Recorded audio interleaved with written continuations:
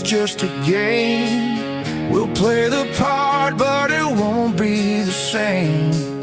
They have a habit overcharging, forcing the hand into a plea bargain. Offered up a plea deal, but I didn't do it for real. Turn the world against me, but I just wanna be free. I've got the facts, they've got the lies. Motion denied.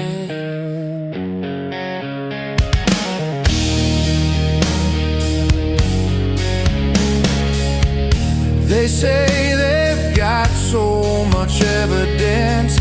Trace DNA is taking precedence over unknown blood found at the scene. I think it's time someone just came clean. Offered up a plea deal, but I didn't do it for real. Turn the world against me, but I just wanna be free. I've got the facts, they've got the lies. Motion denied. Been sentenced to death. I'm not a bad guy, not holding my breath. Rather do life than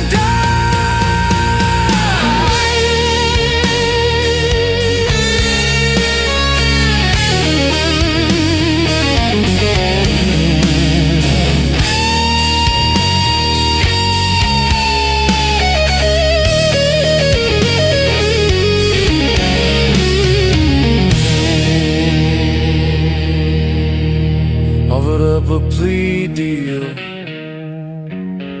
but I didn't do it for real. Turn the world against me, but I just wanna be free. I've got the facts, they've got the lies. Motion the night, motion the night, motion the night, motion the night.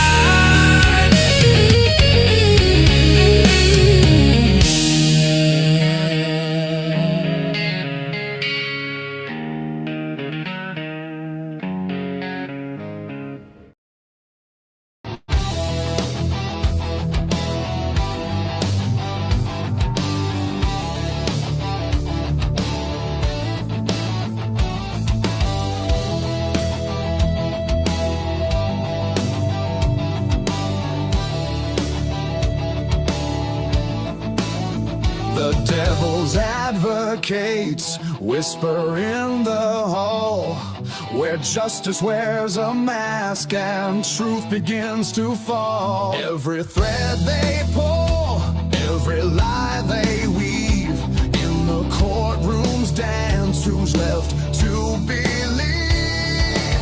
Oh, the devil's in the details, hiding in plain sight, innocent until the gavel steals the light.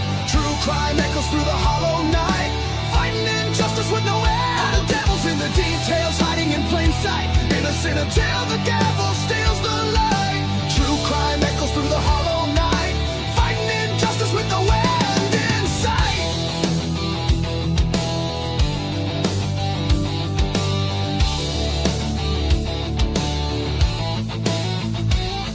A photograph fades where the truth once stood, blurred lines between the bad and the good. The scales they tilt with every silver tongue, while the broken cry for a song unsung.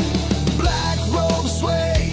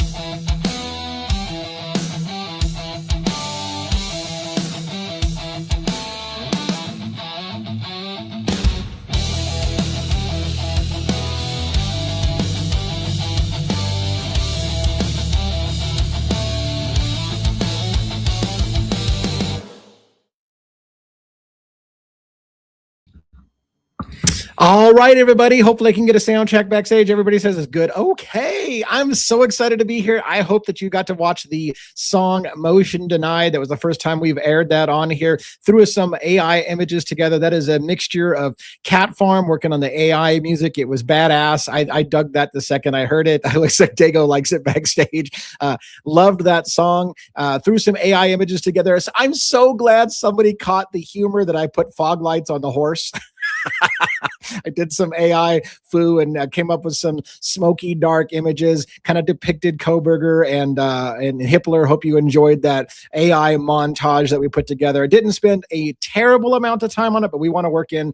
We've got a whole bevy of songs in the backstage that you have never heard before that we want to do that. And so I'm glad that it looks like it's well received, that some of you enjoyed that. So we'll try to rotate some of those songs in the future. Dago's working on songs, Cat Farm's working on songs, and between some of us, AI type, manipulators will come up with some cool intro stuff. So you want to check in early, gives time for the room to build, and then we can get going. So thanks everybody who enjoyed that. I'd love to hear what you thought about that, whether you caught little images that were kind of cool and there's some Easter eggs and stuff like that. So very, very cool. Thank you so much for that. All right, let's bring our panel. We got a full panel. So in the interest of getting one's family off to bed, we need to get the panel up on stage very quickly. So I'll bring them up on the order that they are backstage, with the exception of one who always gets the ass end of the invite because he does our monologue when he comes in. So, Logan, you're up first. What's up? How you doing? Oh, good. How are you? I'm excellent. What do you think of the song? Oh, it was so good. Right? I found the whole Hippler being in there pretty hysterical. Every time I see his face, it makes me want to grind my gears. No, it was really good though. That was good. I like it. It's funny because when I do AI, like I tell it to use a reference picture, like we cannot create a person's likeness, and yet it came up pretty fucking close anyways. Like I mean, I definitely knew it was him right away. For right? sure. That was great. So not bad. Anything special today? Did you have a live today or do anything special today? No, not today. We have really, really bad storms right now. So just in case I disappear, you guys, my power went out. It's a storm. So as long as we don't see a creepy hand come in behind you on the thing, we'll probably be fine. But you know what? If the lights flicker and a hand comes back in the back, you can say what you want. We're all going to convince that you've got a haunted house or something. Somebody call 911 if you see both at the same time, please. That is not a prank. Just before the lights go out, we see like a Scream mask and a hand come in through your window, and then the lights go out. We're like, oh, that's not good. Well, it's good to see you. Good to have you back on the show. And I can't wait to get going. Well, as often is the case, I don't really have a script other than I thought we kind of, because of the intro with that kind of Old West thing, we might want to talk about some of that small town justice, the things that happen differently in small towns and how maybe they get away with a lot of shit when it's not a big case. It almost makes you wonder whether or not Idaho knew what they were in for when they got the Idaho 4 case, and maybe they were used to getting away with a lot of fucking, and then all of a sudden they were on the national stage, and we'll talk about that as a group. But anyways, good to see you again. Be a good conversation to have. I grew up in a small town, so I get it. Yeah. Try that shit in a small town. All right. Dago, what's up, man? Whoa. Good to see you. Forget about it. That was a killer song, and the little I video. can tell you liked it. Yeah. Oh, dude, that was great job, Cat Form. I loved it. Yep, so good. And the video was sick. I loved the whole mix of it. It was awesome, truly and amazing. I kind of feel like a jerk because Cat Form's been sitting on that song for forever, and she's like, "I gave this to you like a long time ago. I wondered why you just ignored it." And I'm like, "I love that song. Like I just heard it today. Like we ran with it and put some images." I'm an asshole. You withheld that from us for all this time. Like what the hell, God. dude? Whatever. It's classic. I got other ones too in the queue that I can't wait to do. One of the ones that I've got for her. Yeah, that's great. One that I'm going to do, by the way, is I've got all this footage of me driving around Indiana, Kentucky, and stuff like that. Remember, I would film dash cam stuff of me just driving around on the back roads of Kentucky. We've got a song that's just called like Devil's Advocates on the Road that she made. And I'm just going to do some fast 10 times speed driving around Kentucky back roads and kind of throw that up there one of these nights. So I got some actually cool stuff. Have one that I already put together about Letcher County. I have actually 3. I have one called Letcher County Losers. I have one that is home Kentucky Kentucky Conspiracy, Letcher County Losers, and there's another one too. But Oh I'll my have to pull God. those out. Yeah, they're interesting. Yeah. Yeah. I hope we get to show them on our show. That sounds awesome. Let's do that. Yeah, Let's absolutely. do it. Let's do it. Welcome back, I love Logan. adding Good to see music. you. Yeah. Yes. All right. You had something. You had a big live today. Do you want to talk about that a little bit or not? Oh yeah, real quick. I was doing a open discussion breakdown, a full case on the Idaho 4, of course, surprise. And WSU mom Kim popped in and in the chat, and I said, hey, one was actually was with us as well today, and Dylan from Hildreth Investigates was there. And I said, Kim, if you're comfortable with it, I always have your back. You're welcome to jump up here with us. And boink, there she came. So we had a conversation with Kim, guys, an updated conversation today. It was awesome. That's Go cool. check it out when you get a chance. It was a good one. I'm working on a secondary one. It's a little bit more structured because I was not expecting it today. Yeah. Where we can, sit down and actually talk. So yeah, that was kind of exciting. So yeah, that sounds like it. Especially because it seems like after she kind of stopped coming around, that a lot of the things that she said ended up being true. So very much so. very Yes. interesting. Agree, Logan. Thank you. Yeah, and I mean, and to be fair, I can understand why some people are like, if you can't name names, and it's at the end of the day, like I even get harsh or uncomfortable sometimes when someone says, I know all this stuff, but I can't tell you how I know it. And I'm like, well, then why tell me? Because if I get that to some extent, but then, like you say, when things later on come out showing that what they were saying was true, then you kind of go, well, wait a minute, now maybe I understand why you couldn't say anything about it. Exactly. Yeah, but you have to remember to put ourselves in their shoes too. They're real life people, and they're from that area. So could you imagine what could possibly happen to them and their safety? I get both sides of it. I want to hear a name too, but I want them to be safe as well. Exactly.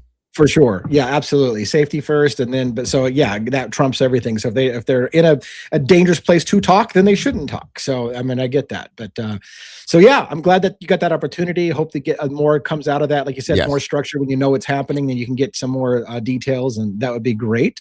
So let's bring, I brought one up before Robin. Go the hell back to stage. Go away. Get out of here. What are you doing in here? It's a good thing. It's a good thing he wasn't doing anything embarrassing. Robin, you're up. You're up before him. That was good. Go the hell backstage. The hell you doing in here, boy? So what do you got? My gosh. What do you got? Well, what do I have? I want to tell you all that chair exercises are no joke. Okay. We recently started doing them. And the funny thing is that they expect you to be able to walk and chew gum at the same time. Oh, okay. And I'm over here and I'm trying to do, they're like, move this arm and that leg. And I'm like, come on, man, make up your mind, one or the other. Like, but so they're no joke. You try it. It sounds like something in my future, I'm sure. Yeah. Listen, for people, no, seriously, for people who have bad knees, a bad back, like me right now, I'm having a shoulder issue and stuff like that. And this lady, she puts you through your freaking paces, let me tell you. So I'm just saying, but yeah, I'm like, pick one exercise or another because then I'm trying not to hit things, and the dog's whining because he's in his cage and he can't get to me. Right. Gotcha. That sounds entertaining. Fortunately, I haven't got to the point where I have bad knees, so I'm about ready to start hiking because the season is almost now upon us where the mountains are starting to get, although it's going to, as an aside, so this morning I woke up with the intention to go on my first hike, and I figured if the snow level is too low, I just won't be able to go very far, and that's okay because I need to work up to my endurance anyways. Woke up and there's snow everywhere on the ground, and I'm like, well, shit, if there's snow at my level, I'm screwed for the mountain hiking, so forget it. So I didn't go, and now like by midday, the snow's all melted away. It's super warm and sunny. I'm like, oh my god, I could have hiked today. Like, I don't know, it doesn't know what it's doing yet. So, but we got some snow dumped on us, but I'm ready to get hiking, and I'm excited to get going on it. So. Enjoy those knees while you can, sir, because when they leave, it's no joke. That's one of the biggest things I hate about being a drummer, folks, is I lost my knees early. So I'll just be honest with you, it sucks. Oh wow, yeah. So So is it just from the foot pedal work? I mean, because you're sitting on your butt all the time. You lose your knees from just doing the footwork on the drums. Well, here's the Well, thing. if you sit there doing that constantly for like hours, My that, this is the choice of music that I decided to play when I was younger plays into what my knees are doing now. Okay, because I thought double bass, quad basses, drum, all that kind of shit I regret every bit of that now. As much as I like the music, my knees don't. So just saying. Amanda said, were you on your knees a lot, Dago? I thought, well, maybe you had to do some stuff to get into the band, and maybe that wore out your knees. And I was waiting for Amanda to make a statement. So all I'm gonna say, use your imagination. I will do. Anyways, that's enough of that. Or I forgot that I even have JJ with. I really dumped one to the back. I got to get JJ up on screen too. JJ, what's up? How you doing? What's up, everybody? How you guys doing? hello. Excellent. What's up, denizens, meatballs, believers, mods? How you guys all doing? Yeah. So no big excitement for me today. Just a long day.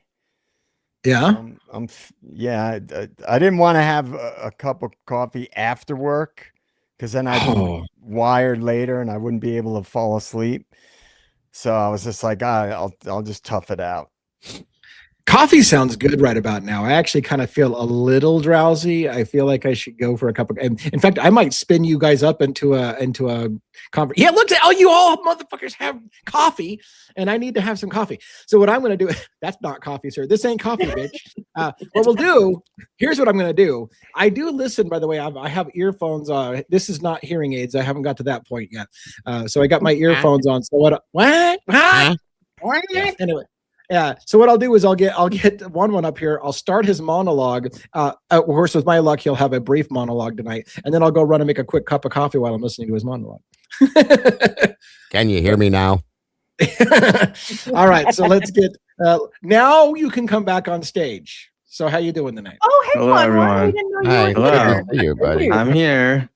Yeah, I was in the middle of putting my pants on and my eyelashes. So, Same damn time. Well, that's it. Whoa. How's your knees? That's the main thing. Yeah.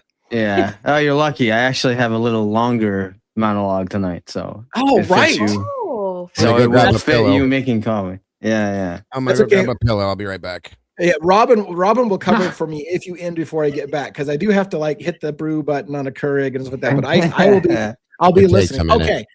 Before you get your monologue going, is there anything you want to share about your day today? Anything special? So today's training was on crowd control. Fun stuff. There's always protest and LGBTQIA. So what I will say about that is,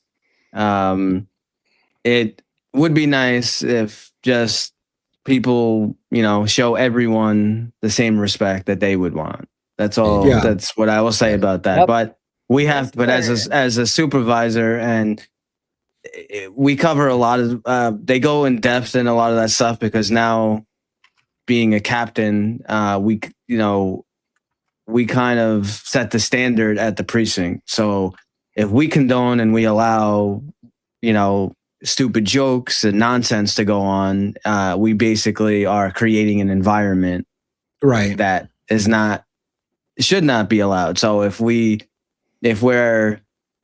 strict about certain areas and we don't allow that people usually will fall in line because they don't want to get their chops busted by the captain. So Yeah. Oh, you're muted. Can't You're hear muted, Dago. Dago. Thank you, Blue Eyed Butterfly, for that super sticker. God bless you, and so very generous. Much appreciated.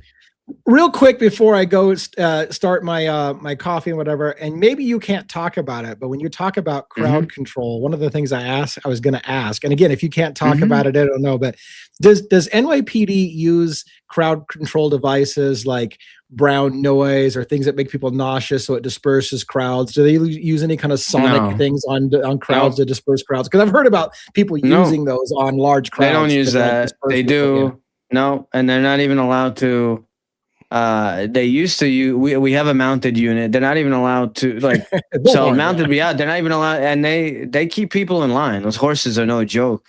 They're really, they're really not. But they're not even allowed to use them.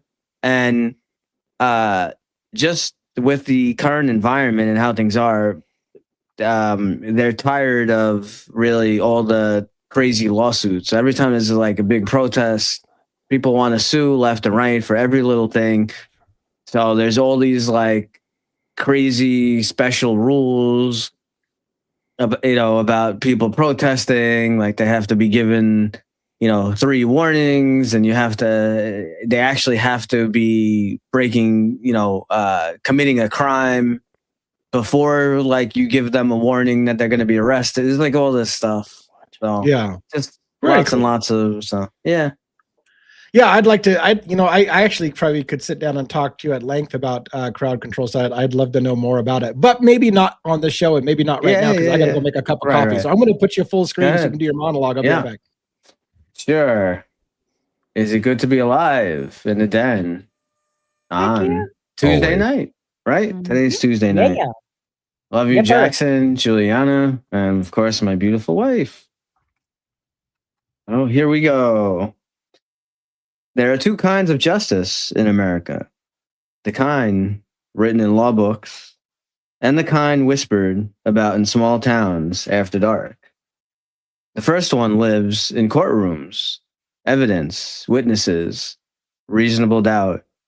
But the second kind lives somewhere else. It lives in living rooms, in gas stations, in the quiet corners of diners where the coffee never stops pouring. Because when something terrible happens in a small town, people don't just want justice, they want peace. They want the fear to stop. They want their town back. And most of all, they want a name, someone, anyone, to carry the weight of what happened. In February of 2017, 2 young girls walked across an old railroad bridge outside a quiet town in Indiana. They never came home. The murders of Liberty German and Abigail Williams shattered the town of Delphi, a place where people left their doors unlocked, where everyone knew everyone, where crimes like this was something that happened somewhere else. But suddenly, evil had found its way into the woods, and the entire town began holding its breath. Days turned into months, months turned into years. Sketches changed, suspects came and went. Rumors spread through the town like wildfire, but one thing never changed: the silence. A silence that grew heavier with every passing year, a silence that demanded answers. And then 5 years later, a name appeared, a man who had lived quietly in the very town that was grieving, a man who had shopped in the same stores, walked the same streets, stood in the same lines at the local pharmacy. Investigators said they had their suspect, Richard Allen. For many people, that was the moment the nightmare ended, the moment justice finally arrived. But when you look closer, when you step away from the headlines, something else begins to emerge. Because justice, real justice, is supposed to move slowly, carefully, deliberately. But in small towns, justice sometimes moves differently. Because when the entire community is grieving, when pressure builds, when years pass without answers, the line between finding the truth and finding someone responsible can begin to blur. Across America, over 90% of criminal cases never go to trial. They end in something quieter: plea deals, negotiations, confessions. Sometimes whispered inside interrogation rooms where the lights never turn off. Sometimes made by people who are tired, broken, or terrified of what might happen if they refuse. History has shown us something unsettling. Sometimes the system gets it right. Sometimes the system makes mistakes. And sometimes the difference between those 2 outcomes comes down to a single question: did investigators follow the evidence? Or did the evidence begin to follow the suspect? Tonight, on Devil's Advocates, we step into one of the most uncomfortable conversations in criminal justice, the tension between small-town justice and the truth. Because in places where everyone knows each other, where rumors travel faster than facts, and where grief demands answers, justice can sometimes become something else entirely, something heavier, something darker. So tonight, we slow everything down, we look at the evidence, the timeline, the pressure, the confessions, the silence, and we ask the question that nobody in a grieving town ever wants to hear. What if the story isn't finished yet? What if justice and certainty are not the same thing? Turn down the lights, lean a little closer to the microphone, because tonight we're walking into the shadows between closure and truth. This is Devil's Advocates, and the deeper you look into small town justice, the darker the questions become. With that, live from New York, it's Tuesday night. You have no idea how close it was for me not to make it back, because I fought with the Keurig and I fought with the Keurig, but I made it right for your close. So thanks for the monologue. Very cool stuff in that monologue. I like what you did there. Thank you, Krista. reality, Appreciate you. That Dago, sir, cool. thank you always for the kindness and inclusion daily at your channel. It has always been appreciated, as it is always appreciated to you, Krista. Thank you so much for that. God bless. All righty. Well, look at this is a full panel on screen. And like I said, I don't even know where to start. I wanted to tell you, I found out today, just as an aside, kind of getting early on one of the topics. It actually happened in September of 2025. So it happened a while ago, but I just caught wind of Kevin Mullins, the judge that got shot and killed in Letcher County, Kentucky. His his widowed wife and family and others are suing civilly for the wrongful death of Kevin Mullins, and in part suing the courthouse for not stopping it, saying they should have saw it coming. They should have seen Nikki Stein's unstable behavior and had a responsibility to protect the judge, and they didn't do so. It brings up that whole issue of the civil cases get difficulty, right? Which is that everyone, like WSU should have been able to see Brian Koberger coming and should have been able to stop him. You should have seen Mickey Steins becoming unstable and should have been able to stop him. So the lawsuits come against the people with the money, and that's where a lot of times the big money comes. Of course, as we know, those things often ends in settlements and don't actually go to court anyways. But that's something to talk about. And I don't know how to feel about it. I don't know. So here's the difficulty that I just want to say. When we're talking true crime, it is difficult when we're talking about people who have family members who are not themselves the person at the center of the crime. And by that, I mean this. A lot of bad things have been said about Kevin Mullins and what he did in that county and him looking the other way about things. And some people feel Kevin Mullins had it coming when he was shot and killed. But how horrible is that, of course, for the children of Kevin Mullins or the spouse of Kevin Mullins, the people who loved him and maybe didn't know the man that the rest of the county thinks that they know. As we were reminded that there's more than one side to every story. People can both have good traits and bad traits. And that makes it difficult, right? That makes it difficult because when we're talking negatively about a person's worst traits, that's not I guess I don't know where I'm going with this, other than a person could be, for example, a good father and right and had a secret. And so what do you do when you deal with the person might be a monster and their secret, but then maybe they were a good person in other areas of their life. So I just wanted to put that out there in the conversation ether for us to talk about as a panel about how do we deal with the fact that when you're talking about, the same could be said of Bill Thompson. We busted Bill Thompson's nuts all the time for being over prosecutorial and maybe fuckery and putting a man in jail who doesn't belong there. Hitler for being the same kind of judge that didn't give a fair trial. And yet they also might have children and wives who don't know that person like that. So how do you deal with us being critical of individuals, but being respectful to the families who don't understand, they don't know that person as that? What do you guys have thoughts on that? Mm-hmm. Yeah. Well, I mean, you have to judge people by their character, and true that someone could have somewhat of like per se like a secret identity, like they could be a good father, a good like.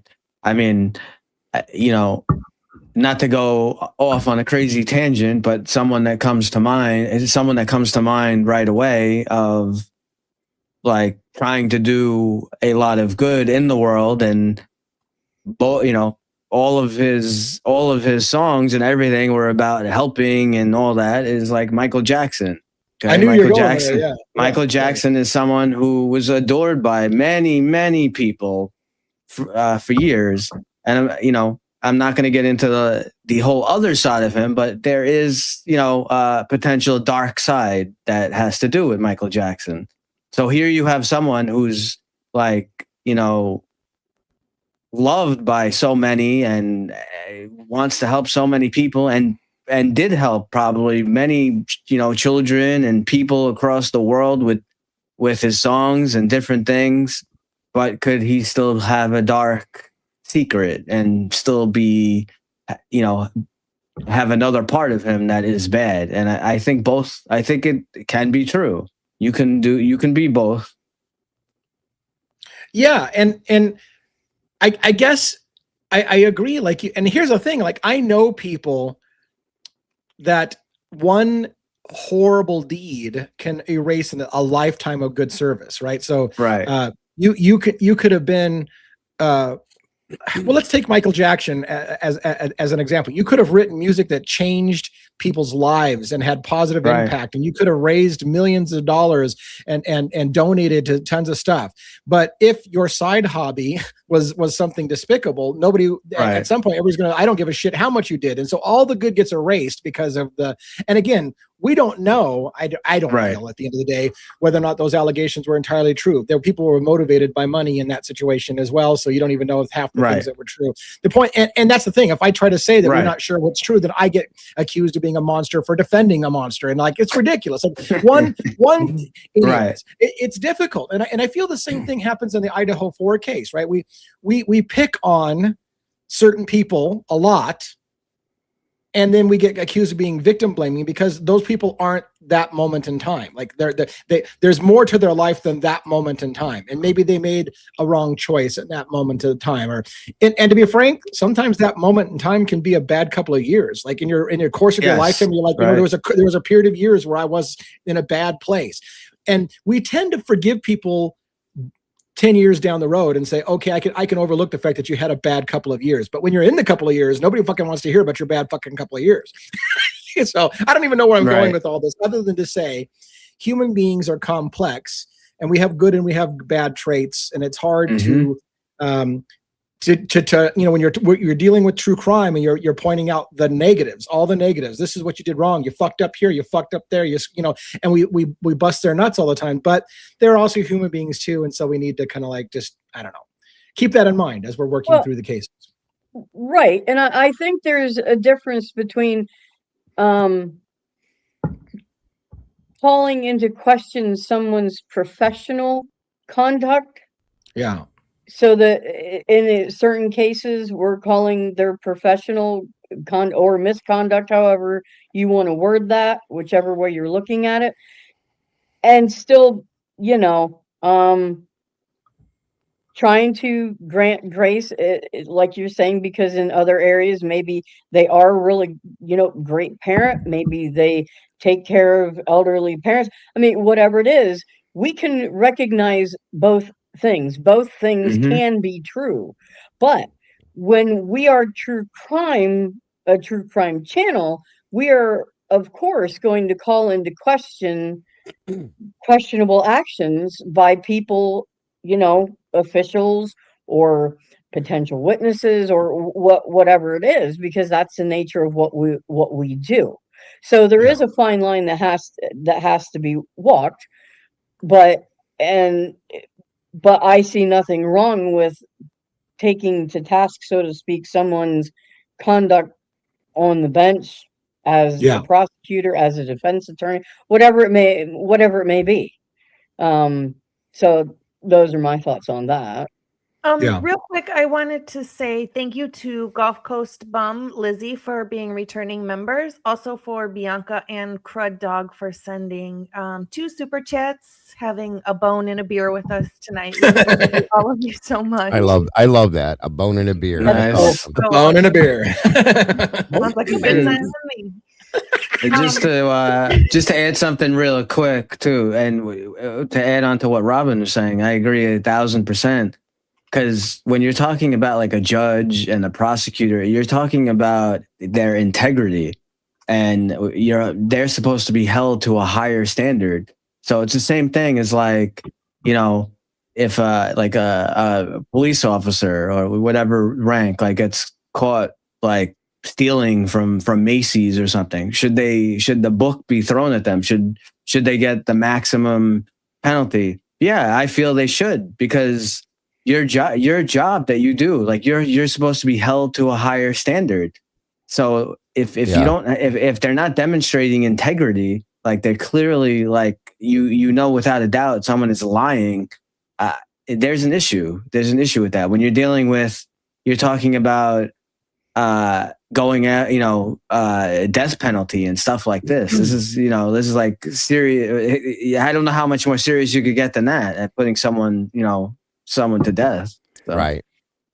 Real quick, I just wanted to welcome Locked and Loaded, Catherine 67, Dr. Mama 2131, Carlene Shanks, and Crossroads Accounting Tax, I think it is. Welcome to the sauce. It's great to have these 5 new meatballs jumping in the sauce with us. Thank you very much. We got gifts and memberships and super stickers flying out the ass over here. What's going on? I can't even keep up with it all. What were you going to say, JJ? I was just going to say, there's a lot of compartmentalization that happens with a lot of people. You know, how many times have you heard like serial killers? Oh, they were a good husband. They were a good father.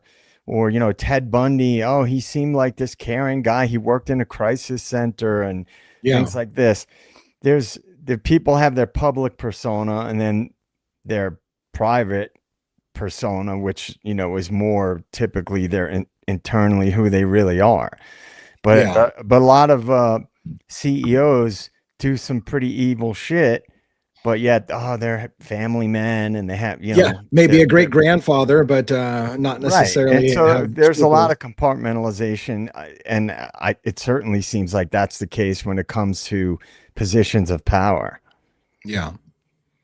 I think it's all about how we view people though, as well. You know, I mean, I look at my dad as somebody who can do no wrong, but if he actually did something wrong, would I be able to change my view of him? Like, wait, no, that's not how he truly is. You know, you don't know. Well, it's funny you mentioned that, because good point. It's funny you mentioned that, because my mother, and you can, my mother's gone now, so you can bash her all you want. But my mother said to me something that I know a lot of mothers say, which is that she literally told me one time that's a difficult thing to hear, which is that there's nothing you can do that'll make me not love you. Even if I found out you were a serial killer, I would still accept you and love you as my son. And I'm thinking to myself, that's a hard thing to accept, right? Which is that how could you love somebody that you found out was a horrible person and was a serial killer? But that's why my mom kind of gave me this speech of like, look, you're always going to be my son. And even if I find out you did something horrible and you murdered somebody and whatever, I would still love you as your mother. And I'm like, so in that regards, again, you have to remember that some of these people who've done things, they have family who will love them no matter what they've done, kind of thing. And I don't know. I guess I'm getting all philosophical about it. The reason why I brought it up is because when I saw, the families of Kevin Mullins, it's like I do a lot of bashing of Kevin Mullins and how bad that county is. But you have to remember that these people have families. And again, I heard the family weeping in the courtroom, seeing their father, shot and killed on that video. And it's got to be difficult for the families. So my heart goes out to the families, even when we're talking about, and I guess where I'm going with this is that for me, I can set aside the person and their action. So if he did an action that was horrendous, he needs to be held accountable for those things. And so you can say, look, you may be a great guy in 99% of your life, but you fucked up in this situation and you need to be held accountable for that. So that's kind of where I'm going with a lot of these things, is that if you fucked up, you're got to be held accountable for your fuck up. You may still be a good person mostly, but you still have to be held accountable for the fuck up you did and own it, right? So of course. Right. Thank you, Jerry, for the Cash App that I just received from you. We appreciate you so much. Very smart.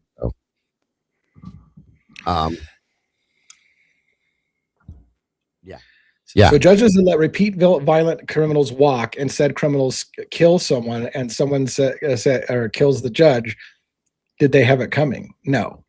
Good question. So judges that let repeat criminals walk and said criminals then kill someone, and someone kills said judge, did they have it coming? It's a long sentence. But I guess at the end of the day, what you're trying to say is, does the end justify the means? Something like that. And I don't think that's the case. No. I also don't believe in vigilante justice kind of thing, where people just go out and kill people because they decided you had it coming. Maybe that's kind of where you're going with that. But yeah. So I have a question regarding that, TA, what you just said. We talked about the vigilante justice thing before.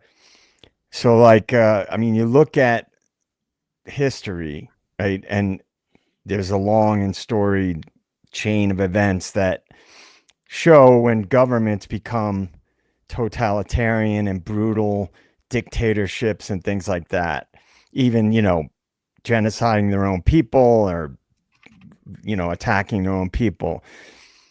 So that's on a bigger scale. But if society gets to a point where there is no justice, then there is no other way to solve it, because you can't ask dictators and criminals to be nice, because dictators and criminals, or whether they're psychopaths or whatever the case may be, they don't stop being psychopaths because people ask them to.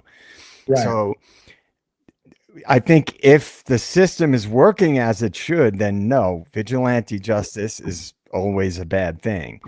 But if you look at history, look at how, has any corrupt government ever been overthrown by the people asking them to stop?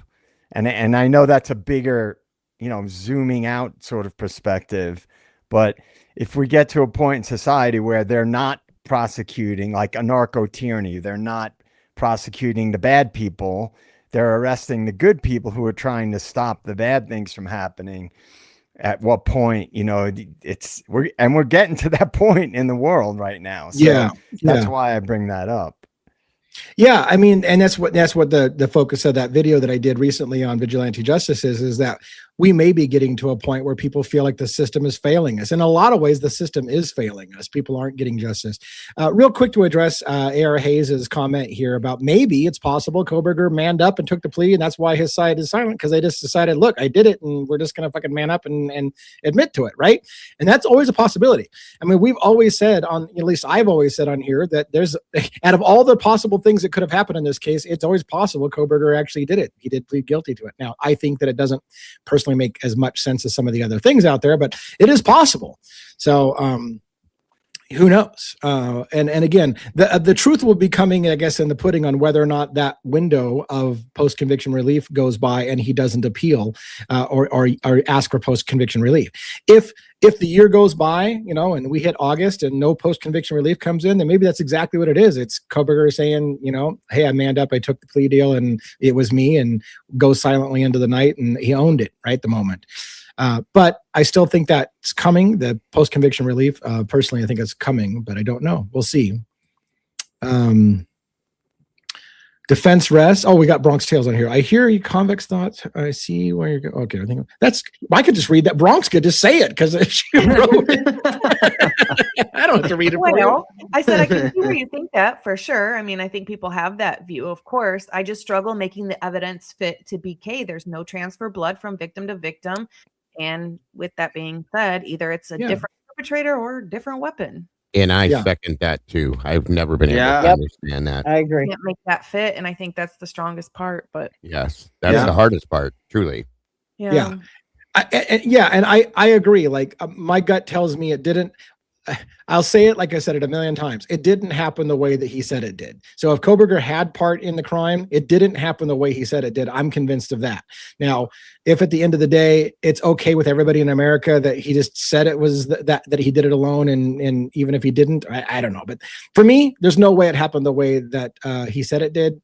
But that's me. But I've always accepted the possibility that maybe the right guy's in jail because maybe that's why he took the pleas, because maybe he did it and maybe he just owned it. I don't know. It's possible. I don't believe we did, Logan. No, I don't think so. Okay. I was like, did I miss it? I was don't asking believe we if you did. ever got camera footage from the Moyer house. I know they have a camera on their house. I saw it on Google Earth. Right. No, I never saw it. I looked for it, but never saw anything. So I don't. Therefore, they're not gonna show anything that contradicts their official story. That's right. And I was just getting ready to say what I was going to agree with Twiz on that.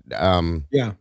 Different perp, different weapon, different timeline, different story. That I can agree with, because that makes sense at this point. So, yeah, and that's where most of us are. That's why, I mean, and we're not saying that because we're just trying to keep a fucking true crime show going. That's how we legitimately feel looking at the evidence. I wish this was over, because I hate this case. I hate this case, and we've had this conversation before.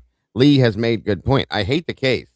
Yeah, I like the case because it's so interesting, but I hate it at the same time, guys. That's the problem with this. Okay, I just wish it was. I wish it was over and we had real answers and real truth. By the way, kind of along the lines to something A.R. Hayes is saying, gosh, I wish in a way, and maybe I'll have to have my wife come on audibly to tell the story if I fuck it up so bad.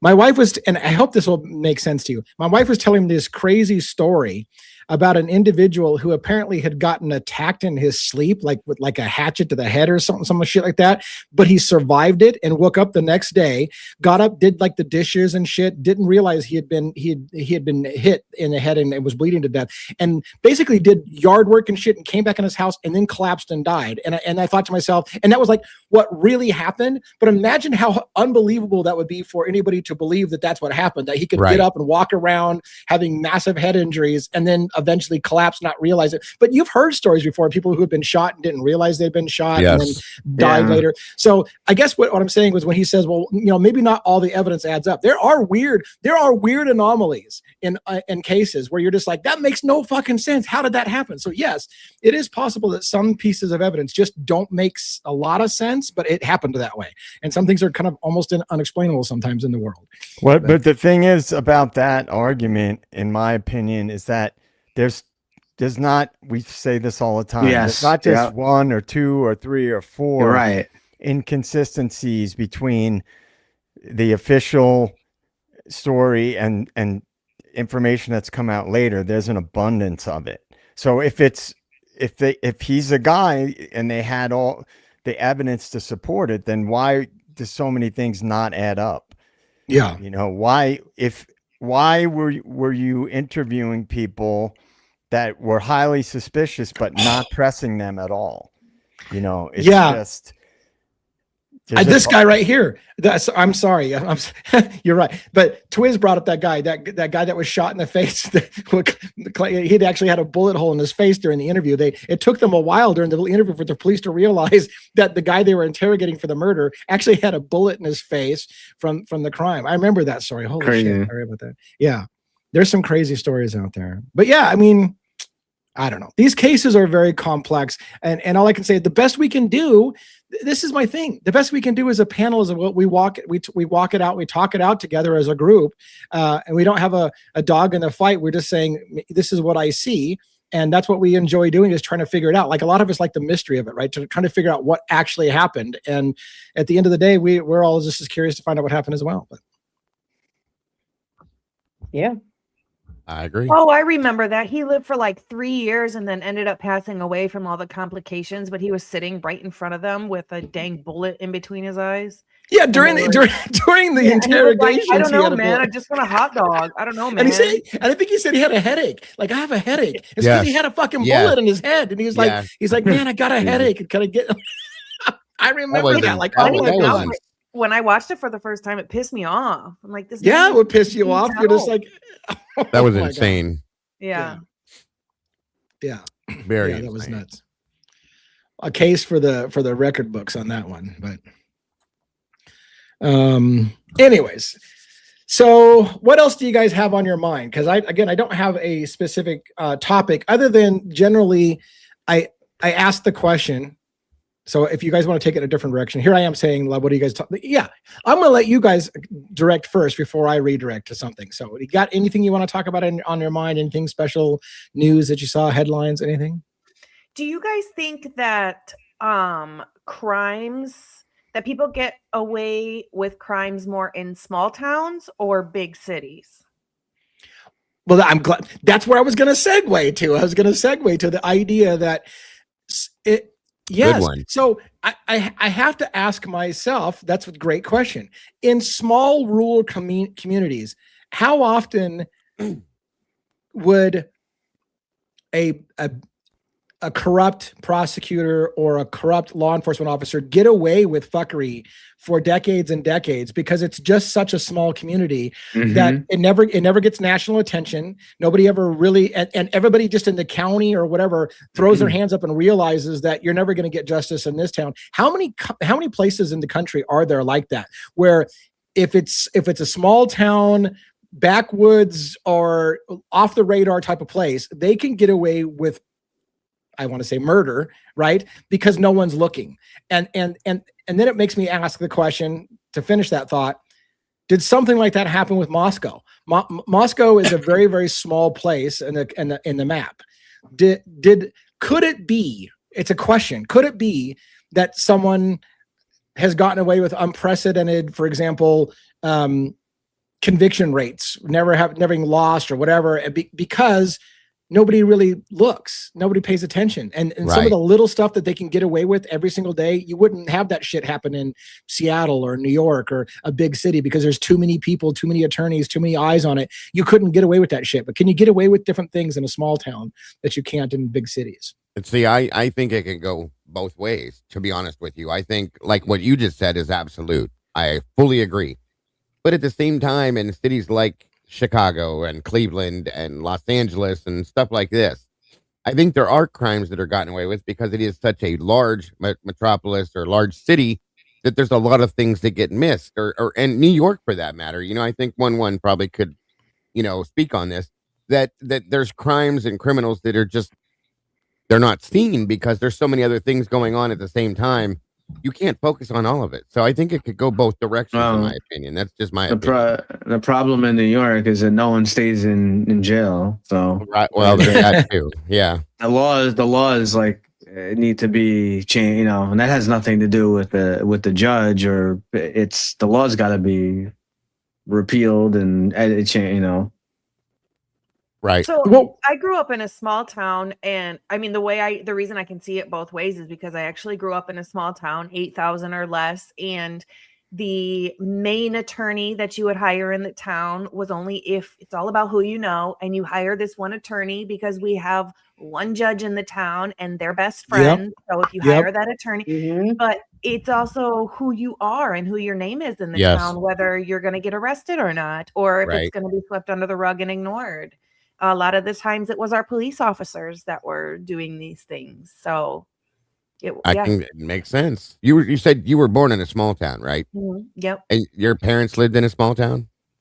Yeah, until I was about 18-ish, and then I moved to a bigger city. Could you breathe in a small town? She caught it. I wanted to see who was going to catch it first. I knew where you were going with that, but I didn't want to mess it up. I still don't know what was said. John Mellencamp song. Yeah, that's why I went there. I wanted to see it. I thought Lee would get it. I was born in a small. I do get it, but I was reading a comment that was throwing me off and trying to find a way to pin it. So I was. Are you familiar with John Cougar Mellencamp, Logan? Of course. What was his real name? No. I used John to always Mellencamp. tell people. Yeah, I used to always tell people, his real middle name is not Cougar. Of course. Yeah. That's funny. I love it. But yeah, that song, as soon as you did that, I was like, I have to say this. I was born in a small town. In a small town. Robin caught it. Good for you, Robin. I seen you smile, and I was like, she got it. She got it. The flip side then would be large cities where, Yes. crime goes unnoticed because they're big, or you can't catch them because they're so big and nobody talks, and Yeah. Right. Yeah. I like Twiz's comment here about he says, I don't think it has anything to do with the size of the city, depends on how much power the person is connected to. I think that is true in many cases. It depends on, like Logan said, who you know. Yeah. What kind of, can you count on someone to have your back if you mess up or you want to prosecute somebody and they'll go along with you? I mean, so I like that comment. I think that could be very true. I think the problem with small towns in particular is that a lot of times the judge and the attorney and the law enforcement officer all went to school with each other, and they all know each other from high school. And so it's personal relationships. Like you, and then you have to ask, can they really be unbiased in a case, or does that friends factor in that, hey, look, I trust you, and if you made this arrest, it's a good arrest. Like I got you, bro. We've been buddies since high school, and if you say it's a good arrest, it's a good arrest. And and what happens when the guy that you're saying I've known you since high school arrested somebody incorrectly because the guy was sleeping with his wife and he didn't share that with you, and you're just like, I got you, bro. I trust you. Like the good old boy factor of they all know each other could tend to lead to corruption because you're going to look the other way for your buddies. Look at Noah Presgrove, Idaho, Delphi. Yeah. How many cases have we looked at and looked into? And there's so many more in the back end of what I've covered that they're all that good old boy mentality. And it's like, you almost know what's going to happen, before you know what's going to happen. Yeah. It's one of them things. There's a case very close, pretty much just a hop, skip, and jump across the creek where I was born and raised that is widely known, and I won't touch it because people know who I am. Obviously, I was born and raised there, and everybody knows pretty much what actually happened, and there's been no arrest because of who that person is, and I won't touch it because it's too close. Wow. Yeah, that's crazy. Agreed. Yeah, and I just have to call out the fact that you said the word crick. Crick. Yeah. Across the creek, Chewy. Love it. That's us. Yeah. Well, yeah. So we know that JJ will always get away with everything because Yeah. Membership has its benefits. Gotta love it. So Lee, I got a bunch of stuff on this. If you want me to dive in, I got a few things. So, I won't go into every single one right away. So I'm never ending talking. But I have 10 ways small town justice can go wrong. The first one on my list here is community pressure for immediate answers. So in a small town, a shocking crime shakes everyone. Residents often personally know the victims' families, the investigators. The entire community wants closure quickly. This pressure can push investigators towards the first plausible suspect rather than continuing to explore every possibility. In high-profile cases like the Delphi murders of Liberty German and Abigail Williams, the demand for answers can be overwhelming. Yeah, I want to stop right there. It's a great point.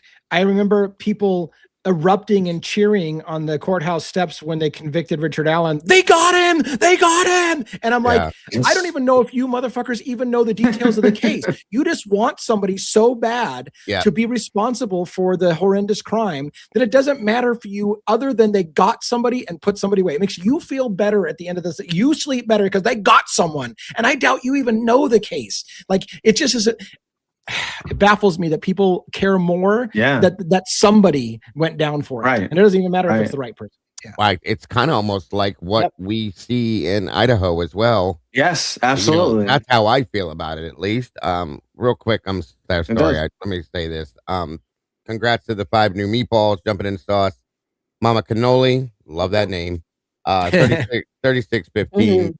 KDS from NS and Fox One and Socks, welcome and thank you for being part of the community. But yeah, Idaho is absolutely what I'm. As soon as you said that, that's exactly what I thought, Lee. So just saying. Yeah. honestly. Second thing on my list here, I got tunnel vision during investigations. That once investigators develop a theory, they may unconsciously begin to prioritize evidence that supports it, and they dismiss evidence that contradicts it. This is called confirmation bias.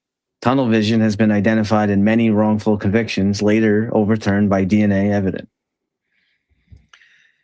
Yeah, real quick, let's riff on that a bit. And by the way, JJ, I've got that book, and I think what Twiz was even hinting at it as well when he said something about the CIA and Manson. I'm excited to read that book. In fact, I'm probably going to start doing it for members only as a read through and doing my review of that for members only. So thanks for bringing that up again. But yeah, I think more often than not, actually, and personally, and it's not just a small town thing. Once they've decided on who a suspect is, it's not even just confirmation bias. It's a matter of, we believe we got the right guy, and I don't want anything that will cause question into it. And so they purposely don't want to look for anything that might question their suspect, because they're convinced. Here's the thing. They might be convinced it's the right guy, and they just literally don't want anything getting in there that might question that, because they're convinced they got the right guy. So what they don't want to do is they don't want to confuse a jury with facts. So they're like, look, let's just not ask that question because we do got the right guy. And it's a blindness. It's a need to get a conviction. And then they just like, if I ask the right questions, I'm just going to cause somebody to have doubts. I don't want anybody to have doubts. I don't want to put this in the hands of a jury who will fuck this up. So I'm just going to make sure that we only present the case that shows that this guy did it. And I think that's happens more than you think. Of course. Yeah. Of course. Yeah. I do agree. Yeah.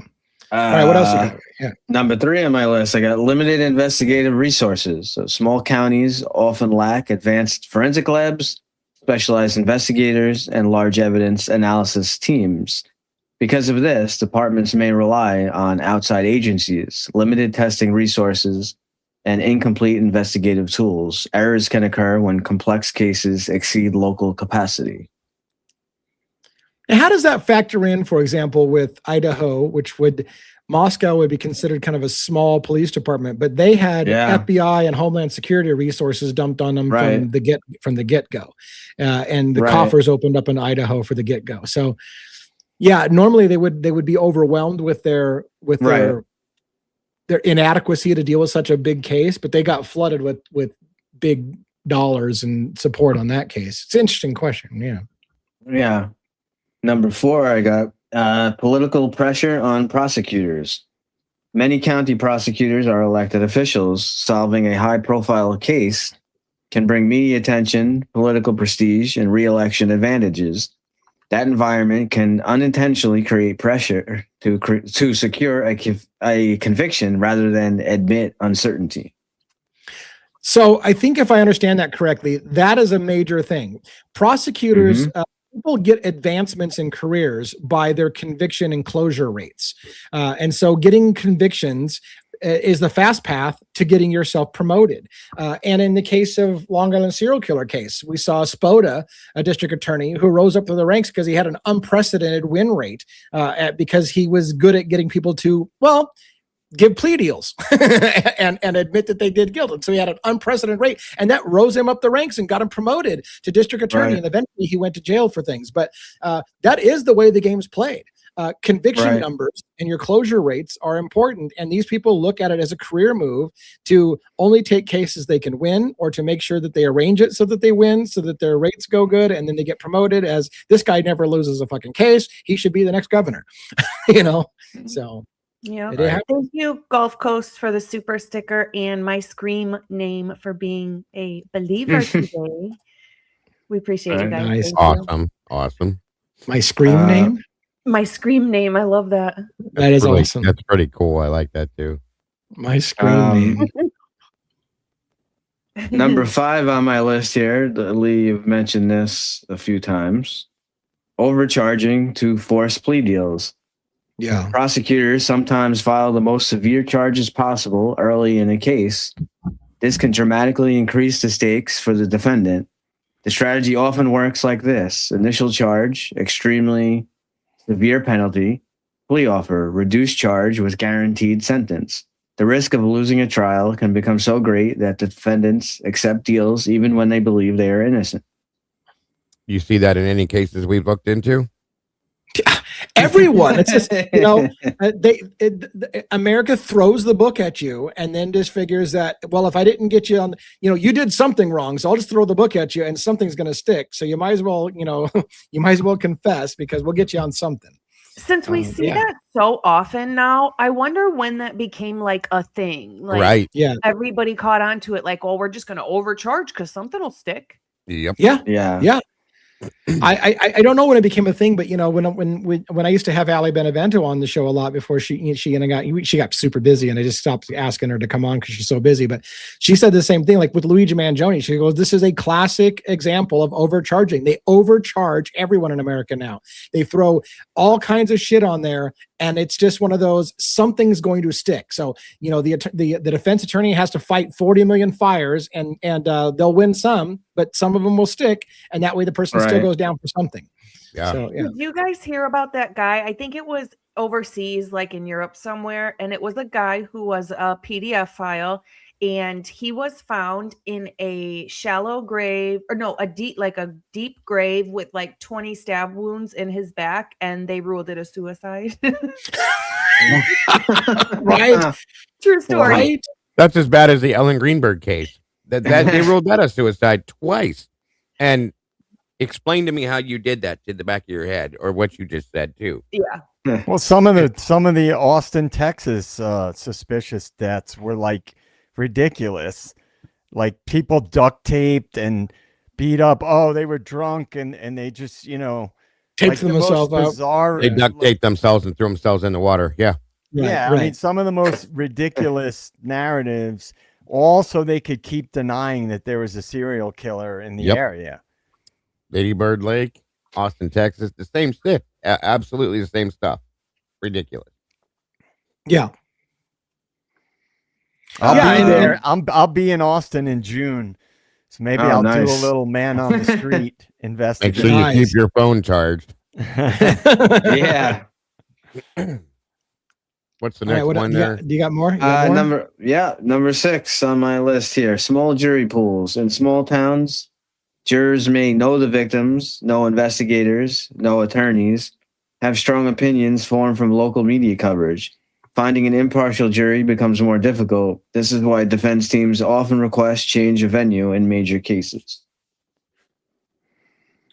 Yeah, I mean, that's the tricky part. I mean, finding an impartial jury is super. That's it's a sticky wicket, because what they'll say is you don't have to have a jury that has never heard of the case, because we always get these questions like, well, how are they going to find a jury that hasn't ever heard of this case? And that counter I'll hear is the standard isn't that they've never heard of the case. The standard is, can they still be impartial? And that's just a question they ask. They'll just literally ask the jury, have you heard of this case? Yeah. Well, can you still be impartial? Sure. Okay. Then you could be on the jury. Like, it doesn't, it's not true that if they've heard of the case, they're off. They just have to be able to convince somebody that they can still somehow be impartial. But in a small community, when, like Letcher County, Whitesburg, Kentucky, right? When a small community, I'll guarantee you anyone on that jury probably knows Mickey Steins, knows Kevin Mullins, knows maybe both of them, knows Ben Fields. If you know all the people personally, can you truly be impartial? Even if you say, yeah, I can be impartial. But is there a part of you that's like,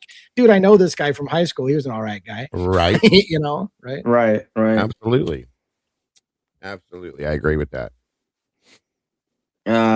Number 7 here, reliance on confessions. Confessions are powerful in court, but they are not always reliable.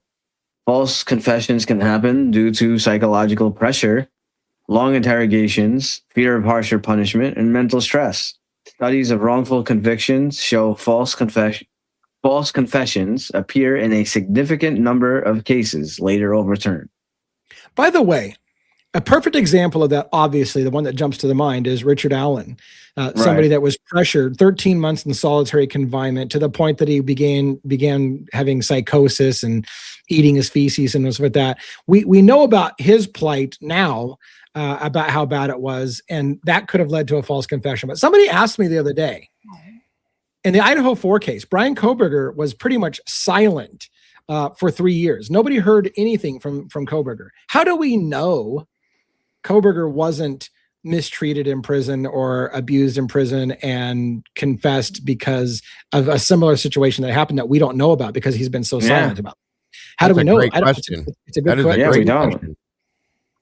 Yeah. Right. So just food for thought. Absolutely. Number 8 here, media echo chambers. In smaller communities, information spreads rapidly through local news, social media, word of mouth. Narratives can become fixed very quickly, and once public opinion forms, it can influence witnesses, jurors, investigators. Say that again.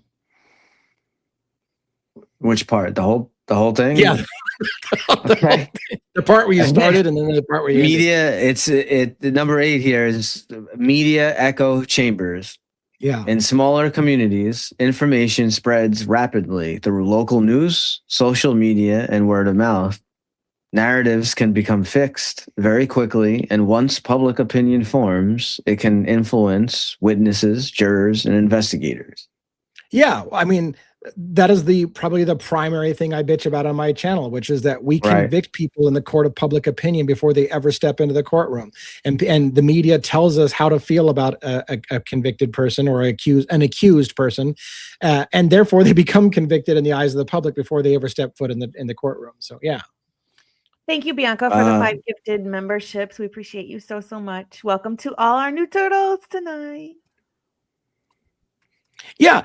And by the way, somebody here in the chat, the Hulksterist, right, says leaked information. How many times has the media? I want to ask this as just a general side question. How many times has the media swayed public opinion by saying really good sources on the inside and inside information told us? We can't tell you who it is, but we have it on good authority that.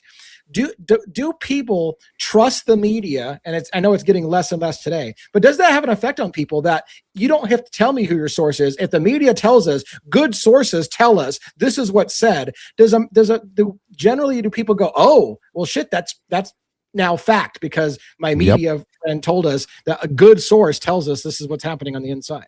Perfect example. Ashley Skeletor, you guys know who I'm talking about. She made a statement in the Nancy Guthrie case where she said those exact words, Lee. She said, I get it from a very, very good source, a very top resource, that Tommaso, whatever, is the prime suspect in the Nancy Guthrie abduction. What? Yeah. And then in turn, there's rumor popped up that after the fact that the family may have been thinking about filing suit against her, and her and Savannah were real good friends at one point. So there again, people believed it, and as soon as they heard that, they ran with it, and it was everywhere on the internet after that. So it does happen. It does happen. Yeah. Well, when has the media ever been held accountable for misinformation? They're not. Very rarely ever. Never. Right. Yeah. So I mean, there were court cases. There were the ones that I'm familiar with. Where there was one with Fox News and one with MSNBC, where they were being sued for providing false information or maybe it was slanderous or something. And in both cases, the court determined that, well, people should know that they're just giving their opinion. So basically, the news has no obligation to tell the truth. I do want to ask Twiz, I think Twiz was responding to your question, when has the media ever been held accountable? And he said, Nick Sandeman. Do you guys know about that case? They said they paid him millions. Was there a case where the media got their nuts crushed on misinformation on Nick Sandeman? I don't know Nick Sandeman's case. Does anybody know that case? That's that was the one where it was the Native American guy. There was like the protest, Charlottesville, I think. And they basically were like demonizing this kid because like they were saying he was being like racially insensitive or something, because there was a Native American man that got right in his face. Okay. And it yeah. I remember this. Yeah, and it came out that, you know, the other guy initiated it. But that's lawsuits are not being held accountable. You guys, these guys, I mean, yeah. You know what I mean? For the most part, media runs complete. Look, there's a lot of protections for media to be able to use their freedom of speech, their First Amendment right to say things and be protected. The media has gotten themselves a really good and to be, for the most part, I have to say I'm actually okay with it, because I'd rather have freedom of speech in the country than to have them shut down and tell the media what they're allowed to say and what they're not allowed to say. So on the one hand, I actually kind of favor freedom of speech defenses, but they do have a lot of leeway to kind of get away with a lot. But I personally think there should be criminal charges for misleading the public, right? Yeah. Because they have this big platform and a lot of responsibility. Yeah, that's what I was trying to show. You remember this, the picture of this guy? I don't remember this, but you guys, I know a lot of you do, so yeah. Yeah, he was in the news a lot. So I just wanted to show people if you see the picture, a lot of people probably remember. So this is Nick Sandmann in the red hat, being approached by a Native American, and they tried to claim that he was a racist kid or something. He's wearing a Make America Great MAGA hat. Yeah. Right. Gotcha. I guess the point that I was going to close with is just, I mean, individuals can file lawsuits, but these are gazillion-dollar organizations backed by infinite financial resources. So lawsuits are never going to stop them. There should be laws in place that hold them accountable, but there are not. And it's unfortunate because a lot of people believe what the mainstream media says. Right.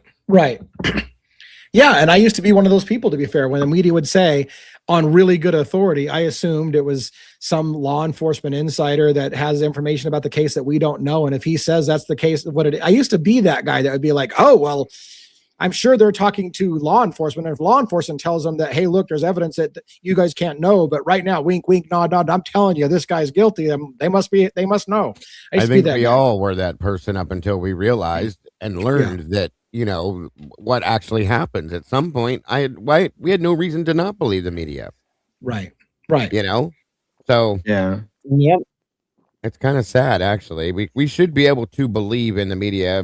Back when we in the 80s, when we was children, I think the news was more real and more like to the point, and realistic. But I don't want to side tangent too much, but I want to say that, so I don't know if this is going to be, you're going to understand this, but if I'm an investigative journalist and I have somebody that's going to blow the lid off of, let's say, the Idaho 4 case, somebody knows insider information. One of the protections media has is not having to be compelled to give up their inside information, their source, right? Because it could get somebody killed. If they give up their inside information to somebody, that can get them killed. And so the media has been protected to be able to hide their inside sources. Snowden was another example when he was giving up secrets of the government. He kept a lot of his inside sources, and that's a protection of the media. And again, part of me is glad those protections exist, because I would hate to tell somebody, look, I'll never tell anybody what you're saying. Just give me the information and I'll help you with it. And then be compelled to give up their name and get them killed because they trusted me. And so I'm glad that there's protections in a way for the media to not have to reveal. So it's a double-edged sword, really. That definitely is. Yeah. All right. Is there another point on that list? Yeah. Okay. Number 9, we're here. So just to remind people, we're talking about ways that small town justice can go wrong. So we got institutional loyalty. Small departments often function like close families. That can be positive, but it also means mistakes may be harder to acknowledge. Officers may hesitate to question colleagues. Early investigative decisions. This can prevent early correction of errors. Yeah. I mean,